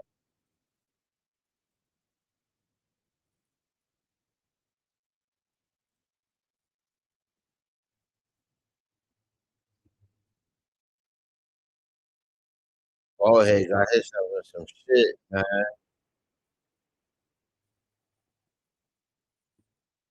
Fair use, fair use, fair use.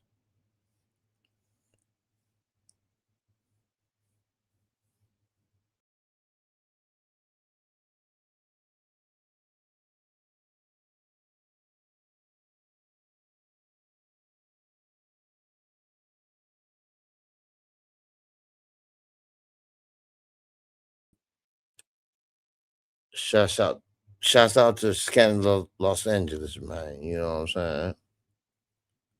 Break bread hope.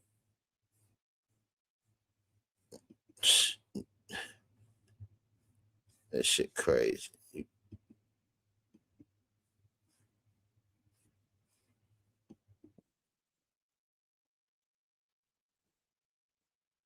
Today's a good day, y'all. After weeks of internal conflict and public chaos, fellow podcaster Spoety conclusion we've been putting in front of people. Welcome back to Scandalous Los Angeles TV, where we expose the exposers. Today's a good day, y'all. After weeks of internal conflict and public chaos, fellow podcaster Spoety Face has finally arrived at the same conclusion we've been putting in front of people this whole time. CS2 Back is a devil. And it's always something to witness when someone finally steps out of the darkness and into the light. It only took Spoety a couple of episodes on No Jumper before he was able to see what we've all been seeing. Man, I'm convinced, y'all. This dude, Wack 100, ain't nothing but the devil, bro. Nothing but the devil. Like on some real shit. All he try to do is divide and conquer. I see this dude on the internet every day, pit brothers and sisters against each other for his own amusement. Spoety thinks CS2 Back is doing this just for his own amusement. CS2 Back is doing this because he's being directed. He has handlers. We all got handlers, Chuck. We all have a handler, bro. Stop it, Wack. You do, I got a handler. This behavior isn't random, and it isn't just entertainment. This is how he's incentivized. You gotta pay attention, man. You know what I'm saying? Dirty sector. Y'all can learn a lot from a dummy. You know what I'm saying? What tactics other people try to use. This is how he gets paid. This is the deal that allows him to live better than the people around him and posture as rich in spaces where others don't have the same access. But let's be clear. Porky's being controlled. And that became obvious a long time ago, especially after the way he publicly spoke on Tupac. CS2 Back is constantly talking about having dirt on other people, claiming he's seen gay sex tapes that could ruin reputations. But understand that if he goes against his handlers, they'll defund him and release the gay sex tapes they have of him. What you need to know is that this goes very high up. You know how Trump talks about the deep state that he's fighting?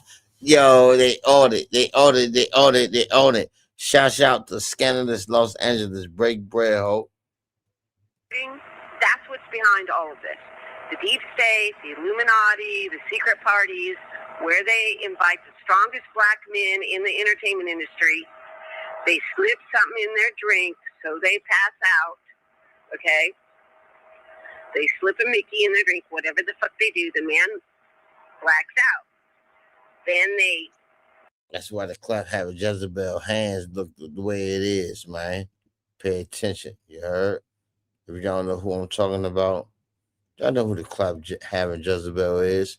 One time for the dirty sector! Don't do that, baby.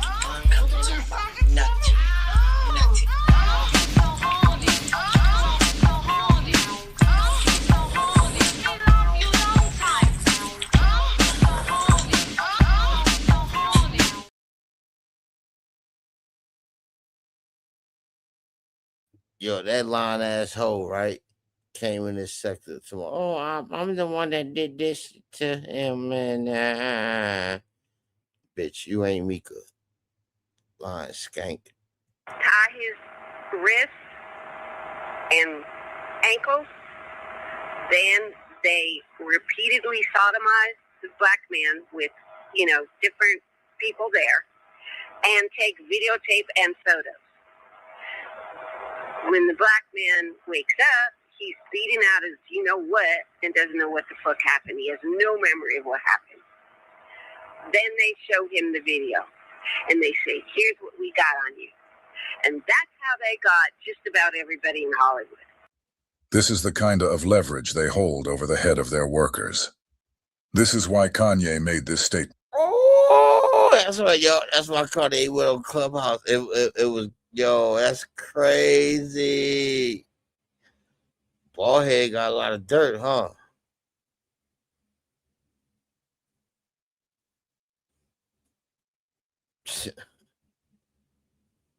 Yo, this shit crazy. I don't care if you have me fucking a goat on camera. I don't care what you do. Like a lot of people were saying this before. Like again, like I didn't know Buddy before I met him. You know, and I didn't really follow his work too much. You know, I did all that time in prison, but when everybody was saying, Spoety, don't mess with him, don't do an interview with him, man, that's the devil. You making a deal with the devil. I didn't understand what they said. They were saying. I understand now. I literally sit there and watch this dude. Excuse me, I just ate lunch. I literally sit there here and watch this dude pin brothers and sisters against each other for his own amusement. That's why, if you notice, he called himself the puppet master or the puppeteer. And now that I think about it, he ain't no better than these other dudes out here that's participating. Ain't that somebody that y'all know?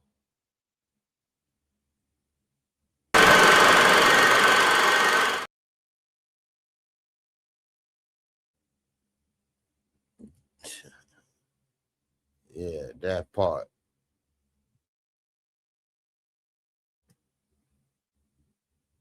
And orchestrating the genocide amongst our people. You know what? I don't mess with that type of stuff, man. That dude ain't nothing but the devil, and he laughs about it. He know what he doing. He thinks the stuff is actually funny. The same with the same thing with the young lady Jalise. I never met her before. Talked to her briefly in a DM, but it wasn't nothing more than that. I wasn't familiar with her or nothing like that. I didn't have a problem with her before we met on No Jumper, and to hear that he told her to say certain stuff or to do certain things to antagonize the cast like that, it was disgusting, bro. And it was hard for me to hear and to digest, because it's like Jalise, I don't even know you like that. I never had a problem with you. Why are you coming for me when you were just on the same train? So it was you know what I mean? It's kind of crazy, bro. But and then to hear him hate on G Malone like that is so crazy to me. It's so crazy. Like, you so much of a hater. Like, he pinned his own, if you notice, he pinned his own people against each other, but praised the white man. Imagine being able to reach 15 million views on the first video of a new YouTube channel. That's crazy, man. Yo. That's fucked up. House Negro that say, Master, they running. Or do we honor those white people that hid us and fed us along the way? Some of them hung from trees just like we did. Some of them hung from trees just like we did. I don't know about. Like, this dude Wack is so much of a coon. Now you know why we call him Wackoon. So much of a jigaboo. It's crazy, bro. He shows Adam so much love and respect, even to the. Yo, y'all watching. Y'all share, man. Like, share, subscribe, man. You're Aiden Ross, dude. He showed him so much love and respect, but disrespect his people to the utmost. But listen, What up now? this shit going to sector 2, bruh. Yo, this dude named Glasses Loke and Trap Bradshaw, they're threatening me. Notice how all Aiden had to do was make a call to his token Negro, CS2 back. To me, it almost comes across like Aiden operates as one of CS2 back's handlers as well. Within their circles, it's understood that if there's a problem with a rapper or someone tied to street activity, all they have to do is reach out to CS2 back, and he'll step in and save the day. Glasses? Oh, no, I know them dudes, bro. I ain't lying. Look, y'all. Trap ain't nobody. Don't pay him no attention. Glasses, that's family. Okay, well, can you call Glass? Nigga, Shouts out to Trap Dudes Network, man. Yo. Trap. Yo. And let him know to tee up and get off my PP. I'm gonna hit nephew. That's family. That's Glassy Malone. Oh, okay, all right. Trap is just clout chasers. He's like I follow. Don't pay him no mind. He doesn't mention his name. Glassy Malone is who he is. I'll call nephew right now. All right, Wack. Thanks, bro. All right. Dude, so funny, bro. To the utmost. He told Aiden Ross to don't respond to G Malone because he's not on your level. Like what type of what type of stuff is that? Who are you to tell Aiden Ross that G Malone ain't on your level? I don't know if you're a part of our culture, clearly you're not, but in our culture, G Malone is a nigga. That's my brother. I stand with G Malone and everything that he was saying. G Malone is a part of this culture and everybody respects G Malone. So who are you to tell a whole white man that he's nobody, he's not on your level? Stop answering to him. Aiden Ross disrespected a black woman in one of the worst ways possible, calling her out of her name and repeatedly degrading her. When Glasses Malone stood up and rightfully addressed it, what was the response?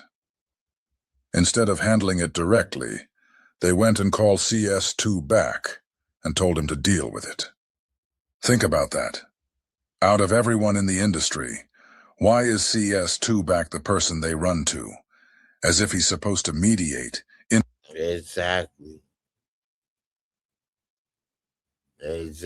man.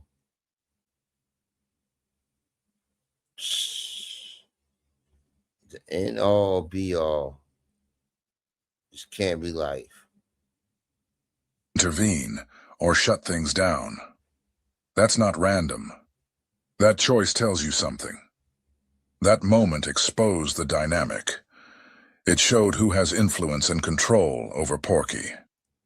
That call wasn't about resolution. It was a signal.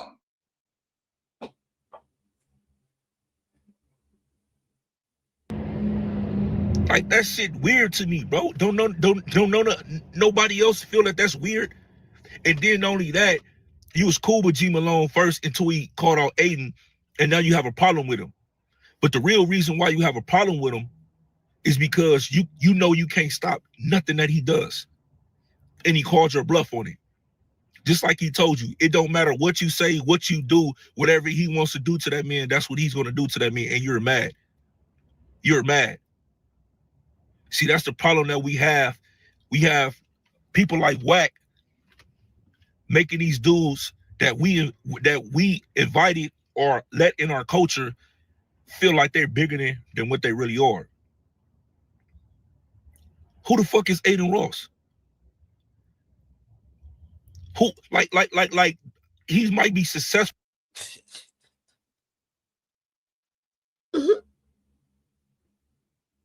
Content creators checking in. Damn. And whatever he does, but inside my culture, G Malone is my brother. He's a part of the culture. This is his heritage. Aiden Ross is just a visitor. So who are you to tell G Malone that he's not nothing, or Aiden Ross that he's not even your level, so don't respond? Aiden Ross was wrong, and he should absolutely apologize to the black community. Yup. And get stomped out too. You finally got my attention, Wack. I'm on to you, man. Once again, the jig is up, man. The jig is up, man. Watch out for this dude, Wack, man. Watch out for this dude, Wack 100, man. He's nothing but the devil. Nothing good comes around from this dude. If ain't nobody else saying it, I'm gonna go ahead and record and say it. This dude is the devil. It's one thing to admit that Porky is a devil, but you can't call out Porky without also calling out his butt buddy, Adam. You can't separate the two. Aryan Adam, the woodpecker, literally has Satan tattooed on his right hand. That's not subtle or accidental. It's impossible to label Porky a devil and pretend Adam isn't part of the same picture. You can't call Tubbs a devil and act like Crockett isn't one too. They are. Shouts out to Scandals of Los Angeles, man. This shit, bro. This shit real, bro. Shit real, bro. This shit going on in the dirty sector too, man. Pay attention, man. The Valley Vice, and they come as a pair. And let's talk about the name for a second. Adam calling himself Adam 22 is interesting, because decades ago, back in the 1960s, there was a TV show called Adam 12. And Adam 12 was about 2 Los Angeles cops patrolling the streets. TurboTax locations are now open in your neighborhood. So, hand off your taxes to an expert today. Now local experts do your taxes with 100% accuracy. Go figure. The absolute devil. All devil. And act like Crockett isn't one too. They are the Valley Vice, and they come as a pair. And let's talk about the name for a second. Adam calling himself Adam 22 is interesting, because decades ago, back in the 1960s, there was a TV show called Adam 12. And Adam 12 was about 2 Los Angeles cops patrolling the streets. Go figure. The absolute devil. All he do is pin the black people against each other on Clubhouse and other social media. You see, he just attack people for no reason. All Porky seems to do is attack people. So ask yourself this. Why would someone like Adam 22 build an entire show around him? That question matters. You've got someone who consistently tears black people down at every opportunity. Yet when it comes to Adam, the white man in the position of power, there's nothing but respect. And not only that, Adam elevates him and gives him a platform. That shows Adam isn't separate from what's going on. He's part of it. This dynamic benefits a system where black people are constantly pushed into conflict with each other, while others sit back, profit, and maintain control. That's the bigger picture people need to recognize. And let's not overlook this either. Aryan Adam allegedly got on a recorded phone call with Loose Cannon while he was in federal custody, and from what was shown publicly. Nobody want to talk about that, though. Yeah. Tried to get him to admit to the charges he's currently fighting. I was always taught that if somebody shows you who they are, then believe them. From the upside-down cross tattooed on his face, to the Baphomet symbol inked on his hand, to the disgusting pedophilic comments he's made on Twitter. If none of that raised a red flag in your mind, then I hope what you're about to hear finally does. Let me just hit you with a narrative. Is that a lot of people think that, in particular Trap Lord Ross, they think that you saying that you were falling out with Wack over the fact that he reported on the cops raiding your house when you allegedly got swatted or whatever, they think that that was all a cover because you actually were mad at Wack for basically getting you caught up because you knew that you were going to get caught up as a result of some of the shit that Wack, or that Big U and you did together. No, me and Big Useless didn't do anything. Me and Big Unisex never did not one thing together. So you robbed the weed shop, or you extorted him, right? You robbed the weed shop, or you extorted him, right? You robbed the weed shop, or you extorted him, right?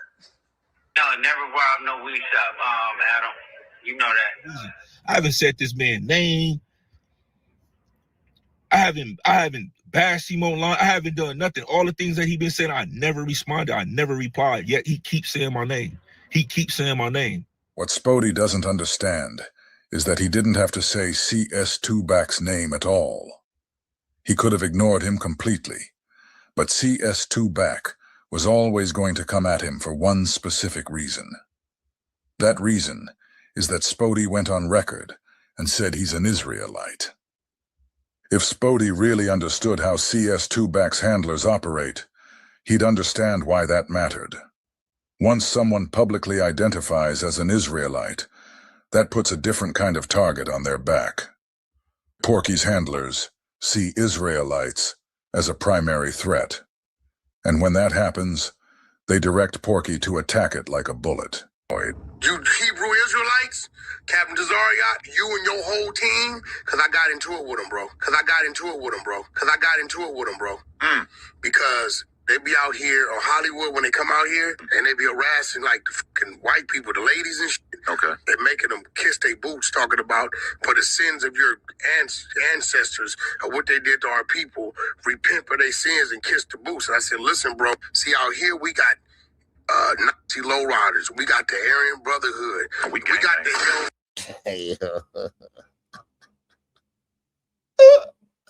Yo, this shit crazy, my dude. Angels. We got bike clubs and shit, right? We have penitentiaries that if they see that shit, bro, if they see that shit, shit can roll downhill. And these dudes be doing this shit and running back to New York. And I'm like, listen, bro, this is real shit. You ain't did no time. You ain't been in these penitentiaries. You're doing this type of shit. A video like that gets out, and now we got our innocent aunts and nieces and nephews and uncles being targets. So you're scared of the white racists? Imagine CS2 back, going to a man who has the Baphomet symbol of Satan tattooed on his right hand to debrief on camera about black men reading the Bible on the corner. Adam 22 is a big part of the machine moving against us, and a lot of our people would sell their souls to the God he worships, just for a seat on his podcast. Since CS2 back doesn't have paperwork on Spoety and can't use the usual accusations, he has to find another angle to tear him down. Remember, there was a point when CS2 back was publicly saying that we were the real Jews. What if you can create your own website by saying, this is what I want? That's a fact.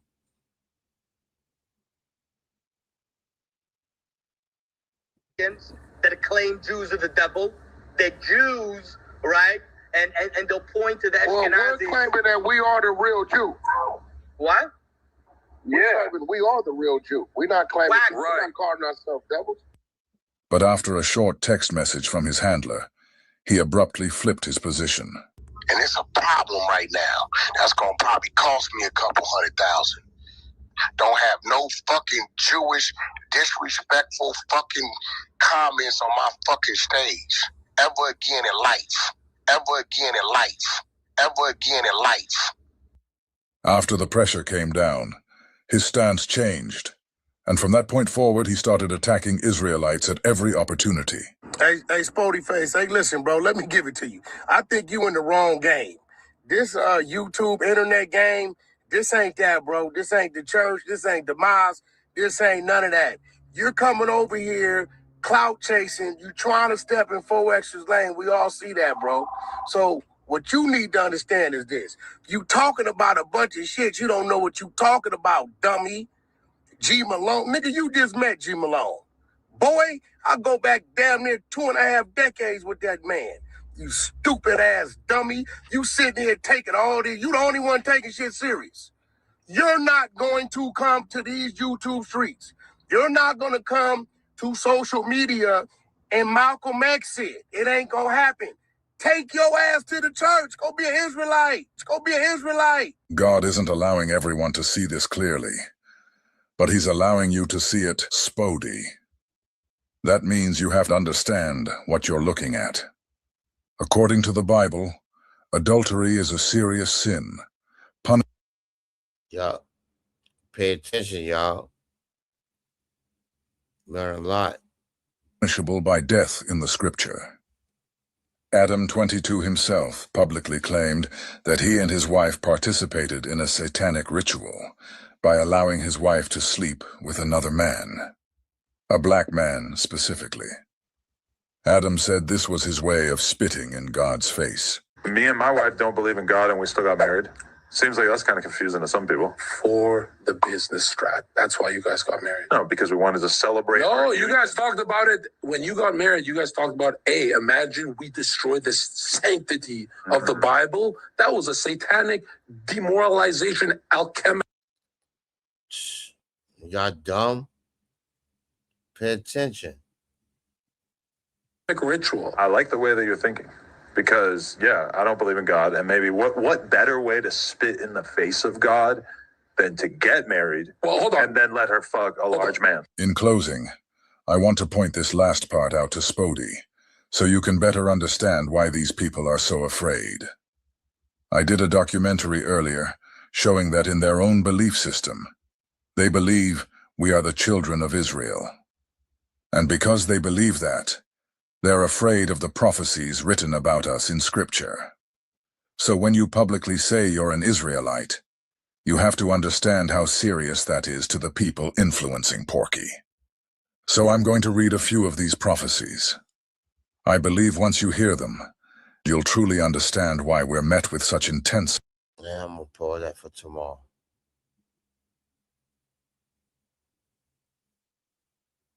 I'm gonna pull that for tomorrow. Shouts out to Scanners, Los Angeles. We're gonna get into this tomorrow. Break bread, hope. Dice did a show about me calling me chilling with Thug. You don't know that? I know about that. You didn't know that? You didn't know that this guy was telling people that I was a prostitute on his show? You didn't know that? Hello? Wait a minute. You didn't know that? Gotti? I'm over it.